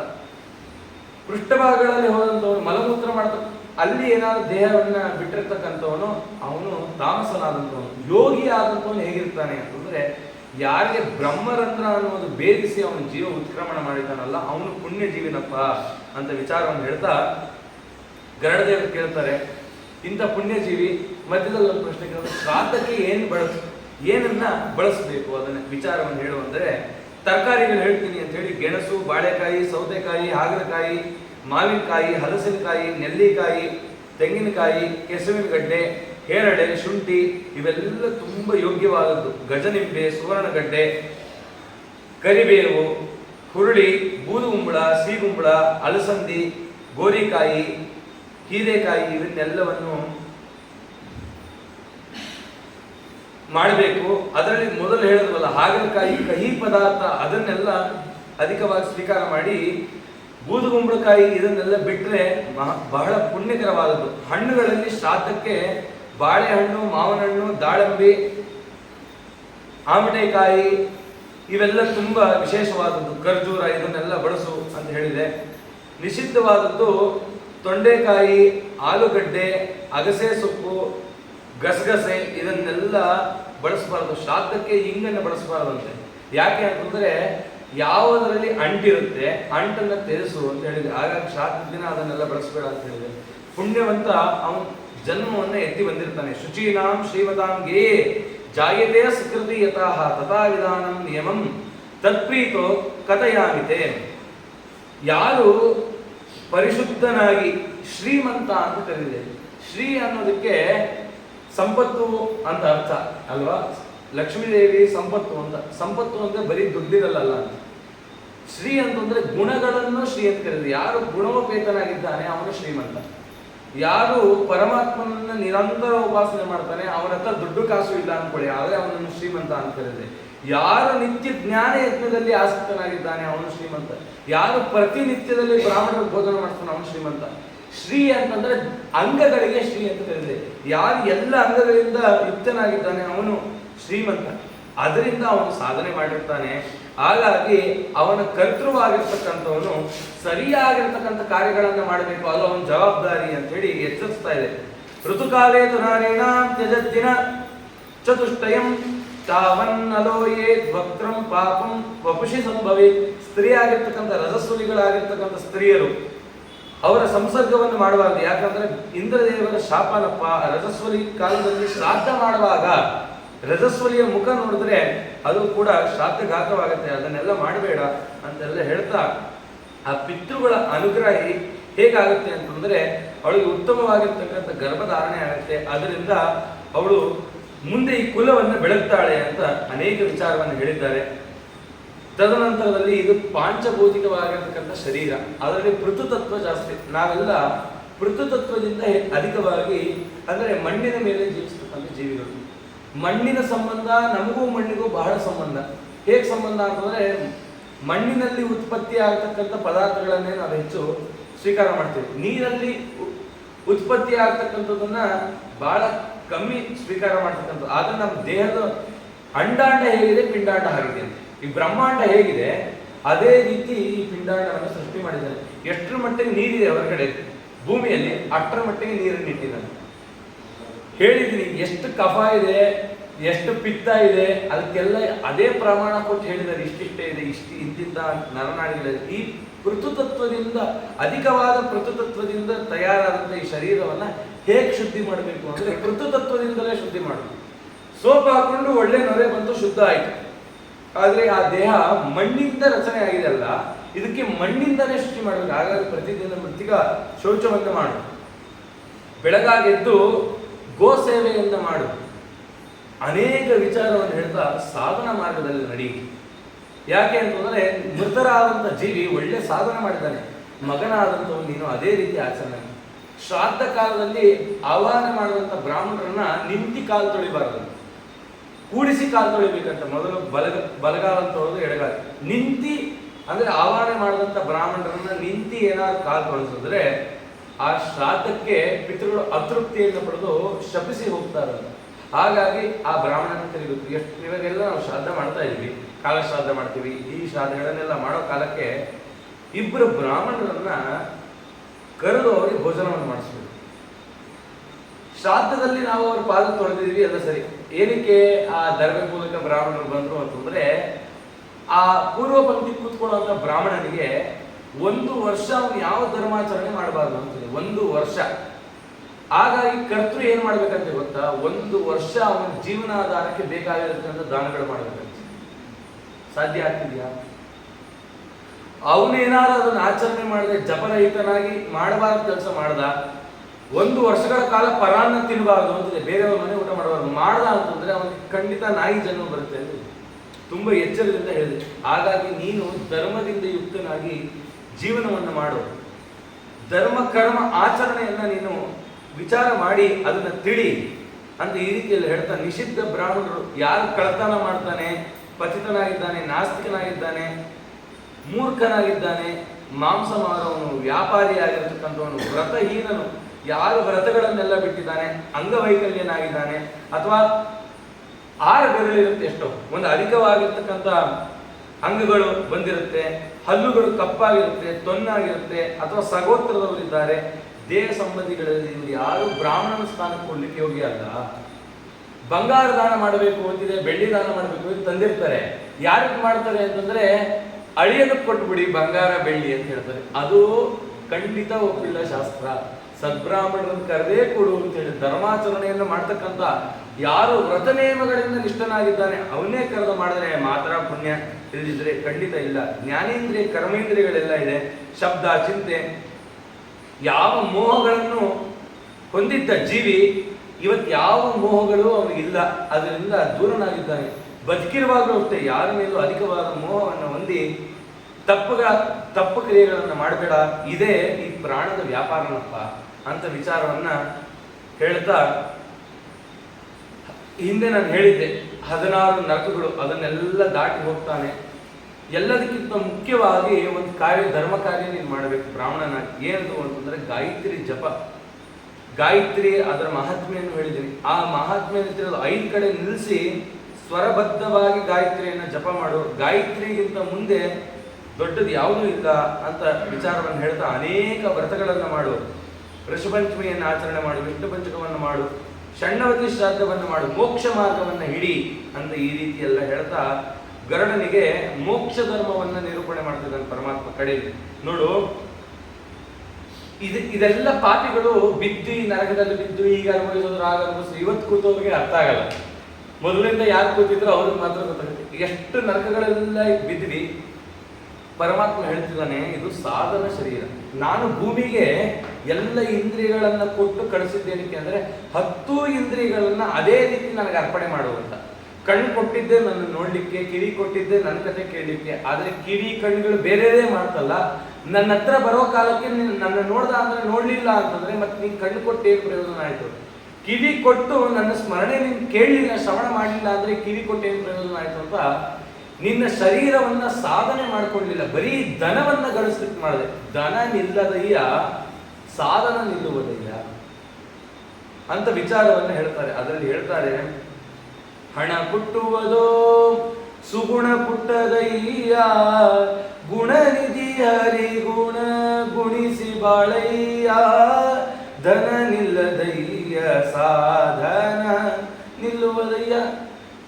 ಹಣ ಹುಟ್ಟತ್ತೆ, ಹಣ ಕಳೆದೋದ್ರು ಅಥವಾ ನಷ್ಟವಾದರೂ ಮತ್ತೆ ಸಂಗ್ರಹ ಮಾಡಬಹುದು. ಗುಣವನ್ನ ಹೇಗೆ ಸಂಗ್ರಹ ಮಾಡ್ತೀಯ? ಅದಕ್ಕೆ ಪರಮಾತ್ಮನ ಗುಣವನ್ನ ಗಣಿಸಿ ನಿನ್ನ ಜೀವನದಲ್ಲಿ ರೂಢಿ ಮಾಡಬೇಕು. ಒಂದು ಅಧಿಕಾರ ಬಂತು ಅಂದ ತಕ್ಷಣ ಅಹಂಕಾರ ಪಟ್ರೆ ಅದರಲ್ಲಿ ನೀನೇನು ಸಂಗ್ರಹ ಮಾಡಿದೆ ಅಂತ ಅರ್ಥ ಅಲ್ವಾ? ಜೀವನದಲ್ಲಿ ಬಹಳ ಎಚ್ಚೆತ್ಕೋ. ಭಾಗ್ಯನಿಧಿ ವಿಠಲನ ಆಜ್ಞೆದಯ್ಯ, ಭಾಗ್ಯನಿಧಿ ವಿಠಲನ ಆಜ್ಞೆದಯ್ಯ, ಸುಜ್ಞಾನ ಸೇರಿಸಿ ಪ್ರಾಜ್ಞನಾಗಯ್ಯ. ಸುಜ್ಞಾನವನ್ನು ಹೊಂದು, ಯಾವುದು ದುಷ್ಟ ವಿಚಾರಗಳಿದೆ ಅದರಿಂದ ದೂರನಾಗಿ ಸಾಧನ ಮಾಡ್ಕೋ ಅಂತ ಹೇಳಿ ಅನೇಕ ವಿಚಾರವನ್ನು ಹೇಳಿದ್ದಾನೆ. ಮೊದಲು ಪರಮಾತ್ಮ ಉಪದೇಶ ಮಾಡುವಾಗ ಗೋಬ್ರಾಹ್ಮಣರಿಗೆ ಗೌರವ ಕೊಡು ಅಂತ ಹೇಳಿದ್ರು. ಆದರೆ ಲೋಕದಲ್ಲಿ ಏನ್ ನಡೀತಿದೆ ಅಂತ ನಮಗೆಲ್ಲ ಗೊತ್ತು. ಅವರೆಲ್ಲ ಎಲ್ಲಿ ಬೀಳ್ತಾರೆ ಅಂದ್ರೆ ಖಂಡಿತ ಇದರಲ್ಲಿ ಸಿಕ್ಕಾಕೊಳ್ತಾರೆ. ನಮ್ಮ ಗೋತ್ರಕ್ಕೆ ಬಹಳ ಗೌರವವನ್ನು ಕೊಡು. ಯಾವುದೇ ಮಂತ್ರವನ್ನು, ವೇದ ಮಂತ್ರವನ್ನು ಹೇಳುವಾಗ ಆ ಋಷಿ ಸ್ಮರಣೆ ಮಾಡದೆ, ಆ ದೇವತೆಯನ್ನು ಸ್ಮರಣೆ ಮಾಡದೆ, ಆ ಛಂದಸ್ಸನ್ನು ಸ್ಮರಣೆ ಮಾಡದೆ ಹೇಳಬೇಡ ಅಂತ ಈ ರೀತಿ ಹೇಳ್ತಾ, ಈ ಶ್ರಾದ್ದವನ್ನು ಮಾಡೋದ್ರಿಂದ, ಪಿತೃಗಳ ಅನುಗ್ರಹವನ್ನು ಪಡೆಯೋದ್ರಿಂದ 101 ಕುಲ ಬೆಳಗತ್ತೆ. ಯಾರು ಪ್ರಾಣದೇವ ಸುಳ್ಳಾದಿದೆಯಲ್ಲ, ಅದು 101 ಕುಲ ಉದ್ಧಾರಕ ಅಂತ ಹೇಳ್ತಾರೆ. ಯಾವುದಾದ್ರು 101 ಕುಲ ಅಂತಂದ್ರೆ ತಂದೆಗೆ ಸಂಬಂಧಪಟ್ಟಂತ 27 ಜನ ಮಂದಿ, ತಾಯಿ ಗೋತ್ರದ 20 ಮಂದಿ, ಪತ್ನಿ ಗೋತ್ರ ಹೆಂಡತಿ ಗೋತ್ರದ 16 ಮಂದಿ, ತಂಗಿ ಗೋತ್ರದ 12 ಮಂದಿ, ಮಗಳ ಗೋತ್ರದ 11 ಮಂದಿ, ಸೋದರತ್ತೆ ಗೋತ್ರದ 10 ಮಂದಿ, ಚಿಕ್ಕಮ್ಮನ ಗೋತ್ರದ 8 ಮಂದಿ, ಇವರೆಲ್ಲ ಸೇರಿ 101 ಕುಲವನ್ನು ಉದ್ಧಾರ ಮಾಡ್ತಾನೆ ಆ ಪಿತೃ ಅನುಗ್ರಹ ಇದ್ರೆ. ಅದಕ್ಕೆ ಈ ಶರೀರವನ್ನು ಉಪಯೋಗಿಸ್ಕೊ, ಪಿತೃ ಕಾರ್ಯವನ್ನು ಮಾಡು, ದೇವತಾ ಕಾರ್ಯವನ್ನು ಮಾಡಿ, ಪ್ರತಿಯೊಂದನ್ನು ಮಾಡಿ ಜೀವನ ಹೇಗಿರಬೇಕು ಅಂತ್ಯಕಾಲದಲ್ಲಿ ಅಂತಂದ್ರೆ, ಎಲ್ಲ ಮುಗಿದ ಮೇಲೆ ಕೃಷ್ಣಾರ್ಪಣ ಅಂತ ತುಳಸಿಯನ್ನು ದೇವರಿಗೆ ಹೇಗೆ ಏರಿಸ್ತೀವಿ, ಈ ಶರೀರ ತುಳಸಿ ದಳವಾಗಬೇಕಂತ. ಅಷ್ಟು ಪವಿತ್ರವಾಗಿ ಈ ತುಳಸಿ ದಳವನ್ನು ಕಡೆಯಲ್ಲಿ ಕೃಷ್ಣಾರ್ಪಣ ಅಂತ ಹೋಗ್ಬೇಕು. ಅದೇ ಈ ಶರೀರ ಕಾಂಗ್ರೆಸ್ ಗಿಡ ಆಗಿತ್ತು ಅಂತ ದೇವರ ಹತ್ರ ಇಡ್ತಾರ? ಇಲ್ಲ ಅಲ್ಲ. ಮೋರಿ ಹತ್ರ ಯಾವುದೋ ಒಂದು ಗಿಡ ಬೆಳೆದಿರುತ್ತೆ, ಅಂತ ಗಿಡಗಳು ನಾವು ಆದ್ರೆ ಪರಮಾತ್ಮನ ಹೊಂದಲಿಕ್ಕಾಗಲ್ಲ. ತುಳಸಿ ಆಗಬೇಕು ಅಂದ್ರೆ ಅಷ್ಟು ಸಾಧನೆಗಳನ್ನು ನೀನು ಮಾಡ್ಕೋ ಅಂತ ಈ ರೀತಿ ಹೇಳ್ತಾ, ಈ ಸಂಸಾರ ಅನ್ನೋದು ದುಃಖ ಮೂಲದಿಂದ ಕೂಡಿದ್ದು. ಹಾಗಾಗಿ ಸಂಸಾರದ ಈ ತಾಪದಿಂದ ಹೊರಗಡೆ ಬಂದು ಉದ್ಧಾರ ಆಗು ಅಂತೇಳಿ ಧರ್ಮವನ್ನ ಹೇಳ್ತಾನೆ. ವ್ರತದಿಂದ ಕಾರ್ಯವನ್ನು ಮಾಡು. ಆ ವಿಚಾರವನ್ನು ತಗೊಂಡ್ರೆ ಇದೇನೇ ಒಂದು ವಾರ ಮಾಡೋದು. ಅವನು ಧರ್ಮೋಪದೇಶ ಮಾಡಿದ್ದು ಅಷ್ಟು ವಿಚಾರ ಹೇಳಿದಾನೆ, ಯಾವ್ಯಾವ ರೀತಿ ಬದುಕಬೇಕು. ಇದನ್ನೇ ಶ್ರೀಮದಾಚಾರ್ಯ ಬರೀ ಸದಾಚಾರ ಇಟ್ಕೊಂಡ್ರೆ, ಸದಾಚಾರ ಸ್ಮೃತಿಯನ್ನೇ ಇಟ್ಕೊಂಡ್ರೆ ಆಗತ್ತೆ. ಆ ರೀತಿ ಕಡೆಯಲ್ಲೆಲ್ಲ ಹೇಳ್ತಾ ಮಗನಾದಂಥವನು ತ್ಯಕ್ವಾ ಗ್ರಹಂ ಚೇಸ್ತೀರ್ಥೇ ನಿವಸೇನ್ ಮರಣೋತ್ಸುಕಾ ಮ್ರಿಯತೆ ಮುಕ್ತಿ ಕ್ಷೇತ್ರೇಶು ಸವೈ ಮೋಕ್ಷಾಪಮಾಪ್ನೇತೆ. ಯಾರು ಮರಣವನ್ನ ಎದುರು ನೋಡ್ತಾ ಮರಣಕಾಲದಲ್ಲಿ ಮನೆಯನ್ನ ತ್ಯಜಿಸಿ ತೀರ್ಥ ಸ್ನಾನವನ್ನು ಮಾಡಿ ಕೂತ್ಕೊಂಡು ಮುಕ್ತಿಯೋಗ್ಯವಾಗಿರ್ತಕ್ಕಂಥ ಚಿಂತನೆಯನ್ನ ಮಾಡ್ತಾನೋ ಅಥವಾ ಕ್ಷೇತ್ರಕ್ಕೆ ಹೋಗಿ ಮರಣವನ್ನು ಹೊಂದುತ್ತಾನೋ ಅವನು ನಿಶ್ಚಯವಾಗಿ ಕೂಡ ಮೋಕ್ಷವನ್ನು ಹೊಂದುತ್ತಾನೆ. ವಯಸ್ಸಾದ್ಮೇಲೆ ಅದರ ಅರ್ಥ ಏನು ಅಂದ್ರೆ, ವಯಸ್ಸಾದ ಮೇಲೂ ಇನ್ನೂ ನಂಗೆ ವೈರಾಗ್ಯ ಬಂದಿಲ್ಲ, ಇನ್ನೂ ತಿನ್ನೋ ಚಪಲ ಹೋಗಿಲ್ಲ, ಇನ್ನೂ ದೇವ್ರ ಕಡೆ ಮನಸ್ಸು ಬಂದಿಲ್ಲ ಅಂತಂದ್ರೆ ಖಂಡಿತವಾಗ್ಲೂ ಕೂಡ 100,000 ಜನ್ಮ ಬಂದರೂ ಕೂಡ ಉದ್ಧಾರ ಆಗಿರ್ತಾರೆ. ವಯಸ್ಸಾದ್ರೂ ಕೂಡ ಗೋಪಿ ಚಂದನ ಹಚ್ಕೊಳ್ಳಿಕ್ಕೆ ಏನೋ ಒಂಥರ, ನಾನು ದೊಡ್ಡ ಹುದ್ದೆಲಿದ್ದೆ, ನಾನು ಗೋಪಿ ಚಂದನ ಹಚ್ಕೊಬೇಕಾ, ಇದೇನಿದು ಪುರಂದರದಾಸರು ಹೇಳ್ತಾರದು. ತುಳಸಿ ಮಾಲೆ ಹಾಕುವುದಕ್ಕೆ ಅರಸನಾಗಿ ನಾಚುತ್ತಲಿದ್ದೆ. ಅವ್ರ ಹೆಂಡತಿ ಹೇಳಿದಂತೆ, ನಿಮಗೆ ಒಂದು ತುಳಸಿ ಮಣಿ ಸರ ಮಾಡಿಸ್ಲಾ? ತುಳಸಿ ಮಣಿ ಅದೇನು ಹೊಳೆಯುತ್ತಾ? ತುಳಸಿ ಕಾಷ್ಟ ಹೊಳೆಯುತ್ತಾ? ಅದೇನಾದ್ರೂ ಅದಕ್ಕೆ ಸುಗಂಧ ಇದೇನೂ ಇಲ್ಲ. ಅದೇ ನವರತ್ನಗಳು ಹಾಕೋದಿದ್ವಿ. ತುಳಸಿ ಮಾಲೆ ಹಾಕುವುದಕ್ಕೆ ಅರಸನಾಗಿ ನಾಚುತ್ತಲಿದ್ದೆ. ಸರಸಜಾಕ್ಷ ಪುರಂದರ ವಿಠಲ ತುಳಸಿ ಮಾಲೆ ಹಾಕಿಸಿದನು, ಆದದ್ದೆಲ್ಲ ಒಳಿತೆ ಆಯಿತು.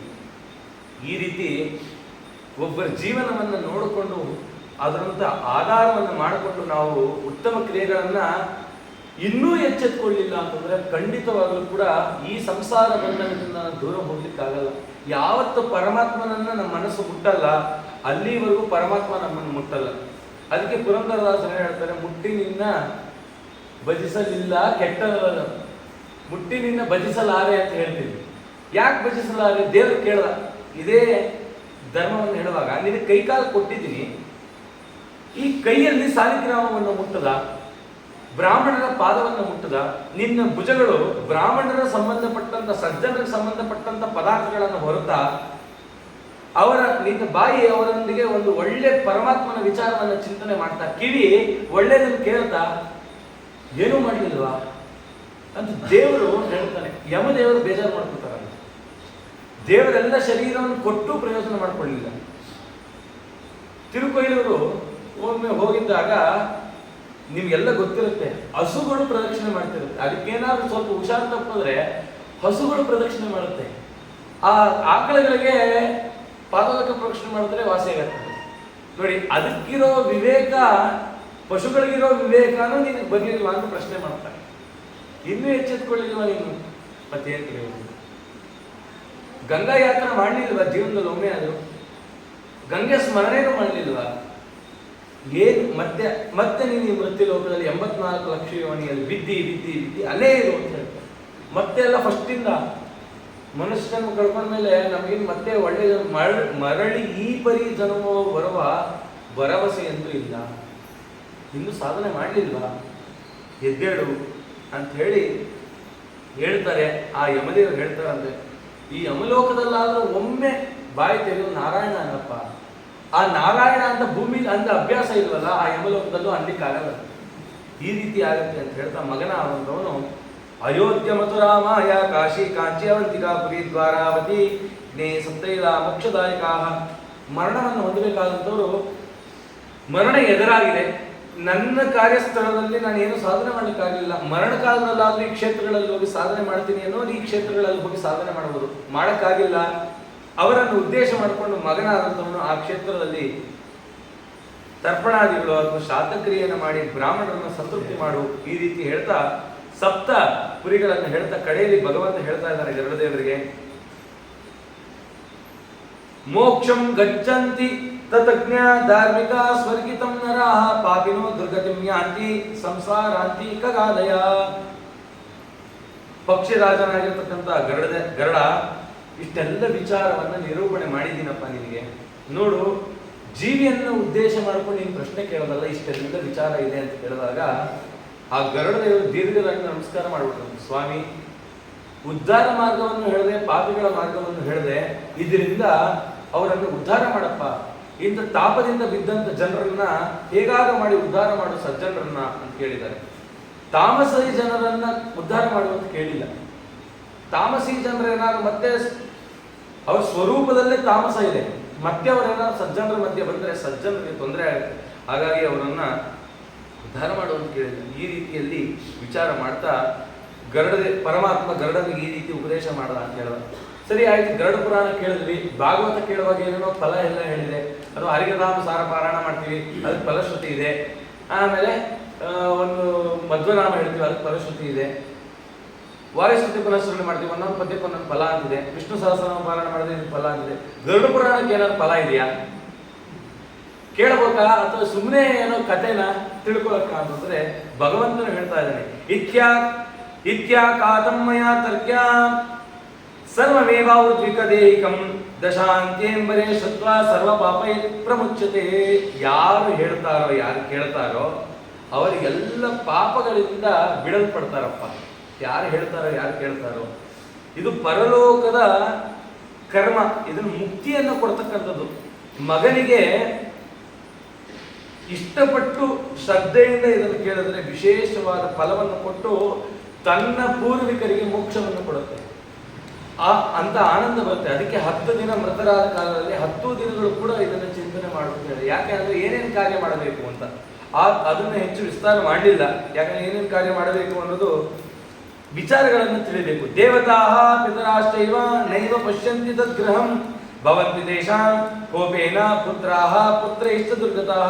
ದೇವತೆಗಳು ಮತ್ತೆ ಪಿತೃಗಳು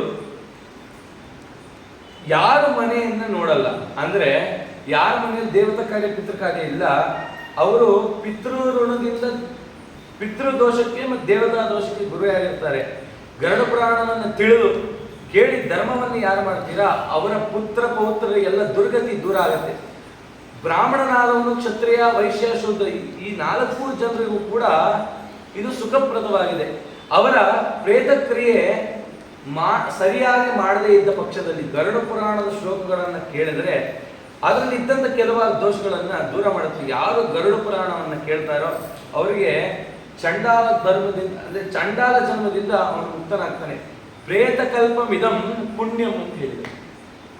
ಇದು ಮಡಕೆ ಕುಡಿಕೆ ಆ ದಾನ ಈ ದಾನ ಶವ ಇವೆಲ್ಲ ಹೇಳಿದ್ರಲ್ಲ, ಅದು ಮೈಲಿಗೆ ಏನಾಗ್ತಂದ್ರೆ ಇದು ಪುಣ್ಯಂ, ನಮಗೆ ಸಂಬಂಧಪಟ್ಟಿದ್ದು. ಹಾಗಾಗಿ ಪುಣ್ಯಂ ಶೃಣೋತಿ ಶ್ರಾವಯೇಚ್ಛೆಯ ಉಪೌತೌ ಪಾಪ ನಿರ್ಮುಕ್ತೋ ದುರ್ಗತಿ ನೈವ ಗಚ್ಚತಿ. ಯಾರು ಇದನ್ನು ಕೇಳ್ತಾರೆ ಹೇಳ್ತಾರೆ ಅವರ ದುರ್ಗತಿಗಳೆಲ್ಲ ದೂರ ಆಗುತ್ತೆ, ಅವರ ಪಾಪಗಳೆಲ್ಲ ದೂರ ಆಗುತ್ತೆ. ಮಾತಾ ಪಿತೃಗಳು ಮರಣ ಹೊಂದ ಕಾಲದಲ್ಲಿ ಗರುಡ ಪುರಾಣ ಯಾರು ಕೇಳಿರ್ತಾರೆ ಅಥವಾ ಈ ಪಕ್ಷ ಮಾಸದಲ್ಲಿ ಪಿತೃಗಳನ್ನು ಉದ್ದೇಶ ಮಾಡಿಕೊಂಡು ಯಾರು ಕೇಳಿರ್ತಾರೆ ಅವರ ಪಿತೃಗಳು ಮುಕ್ತಿಯನ್ನು ಪಡಿತಾರೆ, ಮತ್ತೆ ಪುತ್ರನಾದಂಥವನು ಸಂತತಿಯನ್ನು ಪಡಿತಾನೆ. ಗರುಡ ಪುರಾಣ ಕೇಳೋದ್ರಿಂದ ವಿವಾಹವೂ ಆಗುತ್ತೆ, ಸಂತಾನವೂ ಅಭಿವೃದ್ಧಿ ಆಗುತ್ತೆ ಅಂತ ಹೇಳ್ತಾ ಇದ್ದಾರೆ. ನಶ್ವತಂ ಗಾರುಡಂ ಏನ ಗಯಾ ಶಾತಂ ಚನೋ ಕೃತಂ ವೃಷೋತ್ಸರ್ಗಂ ಕೃತ ಏನ ನಚ ಮಾಸಿಕ ವಾರ್ಷಿಕೆ. ಗರುಡ ಪುರಾಣವನ್ನು ಕೇಳದೇ ಇರುವವನು ಗಯಾ ಶ್ರಾದ್ದ ವೃಷೋತ್ಸರ್ಗ ಮಾಸಿಕ ವಾರ್ಷಿಕ ಶ್ರಾದ್ದಗಳನ್ನು ಮಾಡದೇ ಇರುವವನು ಪಾಪಿ. ಅಂಥವ್ರು ಸವಾಸ ನೀವು ಮಾಡಬೇಡಿ. ಯಾರು ಗರುಡ ಪುರಾಣವನ್ನ ಕೇಳೇ ಇಲ್ಲ, ಯಾರು ಪಿತೃಗಳ ಋಣವನ್ನ ತೀರಿಸಿಲ್ಲ, ಅವನು ಮಗ ಅಲ್ಲ, ಅವನು ಎಂದಿಗೂ ಕೂಡ ಮುಕ್ತನಾಗಲ್ಲ, ಅವನು ಯಾವಾಗಲೂ ಕೂಡ ತಾಪದಲ್ಲೇ ಮುಳುಗಿರ್ತಾನೆ ಅಂತ ಹೇಳ್ತಾ, ತಸ್ಮಾತ್ ಸರ್ವಂ ಪ್ರಯತ್ನೇನ ಶ್ರೋತವ್ಯಂ ಗಾರುಡಂ ಕಿಲ. ಗರುಡ ದೇವರು ಬಹಳ ಶ್ರದ್ಧೆಯಿಂದ ಒಂದು ಕ್ಷಣ ಅವರ ಇಂದ್ರಿಯ ವ್ಯಾಕುಲತೆಯನ್ನು ಹೊಂದದೆ ಈ ಗರುಡ ಪುರಾಣವನ್ನು ಕೇಳಿದ್ದಾರೆ. ಹಾಗಾಗಿ ಈ ಗರುಡನ ಕೃಷ್ಣನ ಸಂವಾದವನ್ನ ಪ್ರಯತ್ನದಿಂದಲೇ ಅಥವಾ ತುಂಬಾ ಶ್ರದ್ಧೆಯಿಂದಲೇ ಯಾರು ಕೇಳ್ತಾರೆ ಅವರಿಗೆ ಧರ್ಮ, ಅರ್ಥ, ಕಾಮ, ಮೋಕ್ಷಗಳನ್ನ ಕೊಟ್ಟು ಪರಮಾತ್ಮ ದುಃಖ ನಾಶವನ್ನ ಮಾಡಿ ಆ ಜೀವನನ್ನ ಉದ್ಧಾರ ಮಾಡ್ತಾನೆ. ಎರಡು ಕೈಗಳನ್ನ ತಾನು ಹಿಡಿದು ಅವರನ್ನು ಉದ್ಧಾರ ಮಾಡ್ತಾನೆ. ಪುರಾಣಂ ದಾರುಣಂ ಪುಣ್ಯಂ ಪವಿತ್ರಂ ಪಾಪನಾಶನಂ ಶೃಣ್ವತಾಂ ಕಾಮನಾ ಪೂರಂ ಶ್ರೋತವ್ಯಂ ಸರ್ವದೈಹಿಗೆ ದೈವಹಿ. ಗರುಡ ಪುರಾಣ ಅತ್ಯಂತ ಪುಣ್ಯಕರವಾದದ್ದು, ಪವಿತ್ರವಾದದ್ದು, ಪಾಪನಾಶವನ್ನ ಮಾಡ್ತಕ್ಕಂಥದ್ದು. ಇಂಥ ಗರುಡ ಪುರಾಣವನ್ನು ಯಾರಾದರೂ ನಿಂದನೆ ಮಾಡಿದ್ರೆ ಪರಮಾತ್ಮನ ವಾಕ್ಯಗಳು ಇದರಲ್ಲಿರೋದು. ಪರಮಾತ್ಮನ ವಾಕ್ಯಕ್ಕೆ ನಿಂದನೆ ಮಾಡುದು ಅಂತಂದ್ರೆ ಪರಮಾತ್ಮನ ನಿಂದನೆ ಮಾಡುದು ಅಂತವನು ಪಾಪಕ್ಕೆ ಗುರಿಯಾಗ್ತಾನೆ. ಬ್ರಾಹ್ಮಣೋ ಲಭತೆ ವಿದ್ಯಾ, ಗರುಡ ಪುರಾಣವನ್ನ ಶ್ರವಣ ಮಾಡಿದಂಥವನಿಗೆ ಬ್ರಾಹ್ಮಣೋ ಲಭತೆ ವಿದ್ಯಾಂ, ಒಳ್ಳೆ ವಿದ್ಯೆ ಜ್ಞಾನ ಬರುತ್ತೆ. ಕ್ಷತ್ರಿಯ ಪೃಥ್ವಿ ಮೂಲಬೇಕು, ಕ್ಷತ್ರಿಯನಿಗೆ ಭೂಮಿ ದೊರಕುತ್ತೆ. ವೈಶ್ಯೋ ಧನಿಕಾಮೇತಿ, ಬಡವನಾಗಿದ್ದರೆ ಏನಾದ್ರು ವೈಶ್ಯ ಅವನಿಗೆ ಧನ ಬರುತ್ತೆ. ಶೂದ್ರೋ ಶುದ್ಧತಿ ಪಾದಕಂ, ಶುದ್ಧನಾದಂಥವನು ತನ್ನ ಕರ್ಮಗಳಲ್ಲಿ ಶುದ್ಧನಾಗ್ತಾನೆ. ಗರುಡ ಪುರಾಣವನ್ನು ಕೇಳಿ ತದನಂತರದಲ್ಲಿ ಈ ವಿಧಾನದ ಆಚರಣೆಯನ್ನು ಯಾರು ಮಾಡ್ತಾರೆ ಅವರು ವಿಶೇಷವಾಗಿರ್ತಕ್ಕಂಥ ಪುಣ್ಯವನ್ನು ಹೊಂದುತ್ತಾರೆ ಅಂತ ಹೇಳ್ತಾ, ಈ ಗರುಡ ಪುರಾಣಕ್ಕೆ ಪುಸ್ತಕ ಇದ್ದರೆ ಆ ಪುಸ್ತಕವನ್ನ ನಿಮ್ಮ ಮನೆಯಲ್ಲಿ ಇಟ್ಕೊಳ್ಳಿ. ಧರ್ಮ ಸಂಕಟ ಬಂದಾಗ ಅದರಲ್ಲಿ ವಿಚಾರವನ್ನು ತಿಳಿದು ಗರುಡ ಪುರಾಣವನ್ನು ಆಶ್ರಯ ಮಾಡಿ ಅಂತ ಹೇಳ್ತಾ, ಈ ಗ್ರಂಥದಲ್ಲಿ ವೇದವ್ಯಾಸ ದೇವರಿದ್ದಾರೆ. ಮುಂದೆ ಹೇಳ್ತಾರೆ, ಈ ಗರುಡ ಪುರಾಣವನ್ನು ಕೇಳಿ ಅನ್ನದಾನವನ್ನ ಮಾಡಿ, ಏನೇನು ನಿಮ್ಗೆ ಸಾಧ್ಯವಾಗುತ್ತೋ ಆ ದಾನವನ್ನೆಲ್ಲ ಮಾಡಿ ಸಾರ್ಥಕ ಮಾಡಿಕೊಡಿ ಅಂತ ಹೇಳ್ತಾ, ಈ ಗರುಡ ಪುರಾಣದ ಪುಸ್ತಕದಲ್ಲಿ ವೇದವ್ಯಾಸ ದೇವರಿದ್ದಾರೆ. ಆ ವೇದವ್ಯಾಸ ದೇವರಿಗೆ ನಮಿಸಿ ಈ ಗರುಡ ಪುರಾಣದ ಅನುಗ್ರಹವನ್ನು ಪಡೀರಿ ಅಂತ 15 ದಿನ ಹೇಳೋಣ ಅಂತ ಅಂದ್ಕೊಂಡ್ವಿ. ದೇವರ 15 ದಿನ ಮಾಡಿಸ್ದ. ಇದು ನಮ್ಮ ಕೈಯಲ್ಲಿಲ್ಲ. ಪ್ರತಿಯೊಂದು ಕೂಡ ಪರಮಾತ್ಮನ ಸಂಕಲ್ಪ. ಮಳೆ ಬಂತು, ಒಂದಿನ ಸಂಗೀತ ಕಾರ್ಯಕ್ರಮ ಆಯಿತು, ಅದನ್ನ ಸ್ವೀಕಾರ ಮಾಡ್ಕೊಂಡೇವೆ. ಸಾಧನೆ ನಮ್ಮ ಕೈಯಲ್ಲಿಲ್ಲ ರೀ. ಅದಕ್ಕೆ ಒಂದು ಕ್ಷಣ ಕೂಡ ವ್ಯರ್ಥ ಮಾಡಬಾರ್ದು. ಭಾಗವತ ಕೇಳಿದ್ವಿ, ಕಟ್ವಾಂಗ ರಾಜ 48 ನಿಮಿಷ ಅವನ ಆಯುಸ್ಸು. ಬ್ರಹ್ಮದೇವರು ಹೇಳಿದ್ರು, ಇಷ್ಟೇ ನಿನ್ನ ಆಯುಸ್ಸು. 48 ನಿಮಿಷನ ತುಂಬ ಜಾಸ್ತಿ ಆಯಿತು ಅಂತ ಭೂಲೋಕಕ್ಕೆ ಬಂದು ಅವನಷ್ಟು ಸಾಧನೆ ಮಾಡ್ಕೊಂಡು ಪುಣ್ಯ ಗಳಿಸ್ತ. ನಮ್ಮ ಮೃತ್ಯು ನಮ್ಮ ಬೆನ್ನ ಹಿಂದೆನೇ ಇದೆ. ಯಾವಾಗ ಬರ್ತು ಗೊತ್ತಿಲ್ಲ. ಸ್ನಾನಕ್ಕೆ ಹೋದಾಗಲೂ ಹೋಗ್ಬೋದು, ಪುಸ್ತಕ ಇಟ್ಕೊಂಡಾಗೇ ಹೋಗ್ಬೋದು. ಈ ಥರ ಮರಣ ಮಾಡೋದು ಬಹಳ ಕಷ್ಟ. ಅದೆಲ್ರಿಗೂ ಏನು ಬರಲ್ಲ. ಹಾಗಾಗಿ ಆಗೋಕ ಇದೇ ಗಳಿಗೆ ನನ್ನ ಕಡೆ ಗಳಿಗೆ, ಇದೇ ನನ್ನ ಕಡೆ ದಿನ ಅನ್ಕೊಂಡು ಸಾಧನೆ ಮಾಡೋದು. ಈ ದಿನ ನಾನು ಒಂದೂ ಲೋಪವನ್ನ ಮಾಡದೆ ಬದುಕಬೇಕು ಅಂತ ಪ್ರತಿದಿನ ನೀವು ಬದುಕ್ರಿ. ಖಂಡಿತವಾಗಲೂ ಈ ಜನ್ಮದಿಂದ ಆ ಪರಮಾತ್ಮನನ್ನ ಹೊಂದಲಿಕ್ಕೆ ಸಾಧ್ಯವಾಗುತ್ತೆ. ಹಾಗಾಗಿ ಗರುಡ ಪುರಾಣ ಕೇಳಿದೀವಿ. ಈ ಪುಸ್ತಕವನ್ನು ಬೇರೆ ದಿನ ಕೇಳಬಹುದೋ ಇಲ್ವೋ, ಶುಭ ಸಂದರ್ಭದಲ್ಲಿ ಬೇಡ. ನಿಮಗೆ ವಿಚಾರ ತಿಳಿಬೇಕು, ಧರ್ಮವನ್ನು ಮಾಡಬೇಕು ಅಂದವರು ಯಾವಾಗ ಬೇಕಾದ್ರೆ ಈ ಗರುಡ ಪುರಾಣವನ್ನ ತಿಳ್ಕೊಳ್ಳಿ. ಗರುಡ ಪುರಾಣವನ್ನು ನಿಂದನೆ ಮಾಡಬೇಡಿ ಅಂತ ಹೇಳ್ತಾ, ಇಷ್ಟ ದಿನಗಳ ಕಾಲ ರಾಯರ ಮುಖ್ಯ ಪ್ರಾಣದೇವರ ಕೃಷ್ಣನ ಸನ್ನಿಧಿಯಲ್ಲಿ ಚಿಂತನೆ ಮಾಡಿದ್ದೀವಿ. ನಾವದನ್ನು ಚಿಂತನೆ ಮಾಡಲಿಕ್ಕೂ ಶಕ್ತಿ ಇಲ್ಲ. ನಾನು ಸಂಕಲ್ಪ ಮಾಡಿದೆ, ಗರುಡ ಪುರಾಣವನ್ನು ಪೂರ್ತಿ ಹೇಳಬೇಕು ಅಂತ. ಆಲ್ಮೋಸ್ಟ್ 10ನೇ ಅಧ್ಯಾಯದವರೆಗೂ ಪ್ರತಿಯೊಂದು ಶ್ಲೋಕವನ್ನು ತಗೊಂಡು ಹೇಳಿದ್ವಿ. ಅದನ್ನ ಬಿಡ್ಲಿಕ್ಕೆ ಹೋಗಿಲ್ಲ. 10ರಿಂದ 6 ಸ್ಕಿಪ್ ಆಗ್ತಾ ಹೋಗಿದೆ. ಆದರೂ ಕೂಡ ಎಲ್ಲ 16 ಅಧ್ಯಾಯಗಳನ್ನು ಸ್ಪರ್ಶ ಮಾಡಿ ಅದರ ವಿಚಾರವನ್ನು ಚಿಂತನೆ ಮಾಡಿದ್ದೀವಿ. ಇದನ್ನು ತಿಳಿದಿದ್ದೀವಿ. ಇದು ಮುಗೀತು ಅಂದ ತಕ್ಷಣ ನಾಳೆಯಿಂದ ಜಿಲೇಬಿ, ಹೋಳಿಗೆ ಅಂತ ತಿಂದು ಇದನ್ನು ಮರೆಯೋದು ಬೇಡ. ಇದನ್ನು ತಲೆಯಲ್ಲಿ ಇಟ್ಕೊಂಡು, ಅನುಷ್ಠಾನದಲ್ಲಿ ಇಟ್ಕೊಂಡು ದೇವರನ್ನು ಉಪಾಸನೆ ಮಾಡಬೇಕು. ಮತ್ತೆ ನಾಳೆ, ಇವತ್ತೇ ಲಾಸ್ಟು. ಏನು? ಉದ್ದಿನೊಡೆ ಅಲ್ವಾ? ಉದ್ದು ಮಾಂಸ, ಕೆಲವಾರು ವಿಚಾರ. ಮಾಂಸ ಅಂದ್ರೆ ಮಾಂಸಕ್ಕೆ ಸದೃಶವಾದದ್ದು. ಪಿತೃಗಳಿಗೆ ಒಡೆ ಅನ್ನೋದು ಅಂದ್ರೆ ಉದ್ದು ಮಾಂಸ, ನಮಗಲ್ಲ. ನಾವು ಅದನ್ನು ಸ್ವೀಕಾರ ಮಾಡ್ಬೋದು. ನಮಗೂ ಅದು ಮಾಂಸ. ಯಾವಾಗ ಅಂದ್ರೆ ಒಡೆಯನ್ನು ಒಂದು ಡಬ್ಬಿ ಪೂರ್ತಿ ಬಚ್ಚಿಟ್ಟು ಇವತ್ತು ತಿನ್ನಕ್ಕಾಗಲ್ಲ ಅಂತ ನಾಳೆ ಏನಾದ್ರು ತಿಂದ್ರೆ ಅದು ಮಾಂಸ. ತಂಗಳ ತಿನ್ನಬಾರ್ದು ಉದ್ದನ. ಹಾಗಾಗಿ ಇವೆಲ್ಲ ವಿಚಾರ ಇದೆ. ಆ ರೀತಿ ಮಾಡಿದ್ರೆ ನಮ್ಮ ಬ್ರಾಹ್ಮಣತ್ವಕ್ಕೆ ಲೋಪ ಆಗುತ್ತೆ. ಎಚ್ಚೆತ್ತು ಇರುಕಂಡೆ ಮನವೇ. ಆದಷ್ಟು ಧರ್ಮವನ್ನು ಬಿಡದೆ ಧರ್ಮವನ್ನು ಆಚರಣೆ ಮಾಡಬೇಕು. ಹಾಗಾಗಿ ಈ ಸ್ಥಳದಲ್ಲಿ ನಡೆದಿದೆ. ಆಚಾರ್ಯರು ಬಹಳ ಧರ್ಮನಿಷ್ಠರು, ಒಳ್ಳೆ ಜಪ ತಪ ಅನುಷ್ಠಾನ. ಅವರು ಈ ಕಾರ್ಯವನ್ನು ನಿಮಗೆಲ್ಲ ಮಾಡಿಸ್ಕೊಟ್ಟಿದ್ದಾರೆ, ಅದಕ್ಕೆ ಅನುಕೂಲ ರಾಗಣ್ಣ ಮಾಡಿಕೊಟ್ಟಿದ್ದಾರೆ. ನೋಡಿ, ಪರಮಾತ್ಮ ಒಂದೊಂದು ಸಂಬಂಧವನ್ನು ಮಾಡಿದ್ದಾನೆ. ಸಿಗಲ್ಲ ವಿಸರ್ಜನೆಗೆ ಅಂತ ಒಳ್ಳೆ ಜಾಗ ಅಲ್ವಾ? ಹಾಗಾಗಿ ಎಲ್ಲವನ್ನು ಕೂಡಿ ಯಾರು ಸಾಧನೆ ಮಾಡಿದ್ದಾರೆ ಅವರು ವಿಶೇಷವಾಗಿ ಪಿತೃ ಅನುಗ್ರಹ, ಸರ್ವ ಪಿತೃಗಳ ಅನುಗ್ರಹವನ್ನು ಪಡೆದಿದ್ದಾರೆ, ಪರಮಾತ್ಮನ ಅನುಗ್ರಹವನ್ನು ಪಡೆದಿದ್ದಾರೆ. ಯಾರು ಅದರಿಂದ ವಂಚಿತರಾಗಿದ್ದಾರೆ ಅವರೆಲ್ಲರೂ ಕೂಡ ನಷ್ಟರಾಗಿದ್ದಾರೆ. ಹಾಗಾಗಿ ಗರುಡ ಪುರಾಣದ ಅಂತರ್ಯಾಮಿಯಾದ ಗರುಡ ದೇವರ ಅಂತರ್ಯಾಮಿಯಾದ ಮುಖ್ಯ ಪ್ರಾಣ ದೇವರ ಅಂತರ್ಯಾಮಿ ಆಗಿರ್ತಕ್ಕಂಥ ಭಗವಂತ ಶ್ರೀಕೃಷ್ಣ ನಮಗೆ ನಿಮಗೆ ಎಲ್ರಿಗೂ ಸನ್ಮಂಗಳವನ್ನು ಉಂಟು ಮಾಡಲಿ, ಜ್ಞಾನ ಭಕ್ತಿ ವೈರಾಗ್ಯಗಳನ್ನು ಕೊಡಲಿ, ಸಾಧನೆಯನ್ನು ಮಾಡಿಸಲಿ ಅಂತ ಹೇಳ್ತಾ ಶ್ರೀಕೃಷ್ಣಾರ್ಪಣಮಸ್ತು. ಮಧ್ವೇಶಾರ್ಪಣಮಸ್ತು.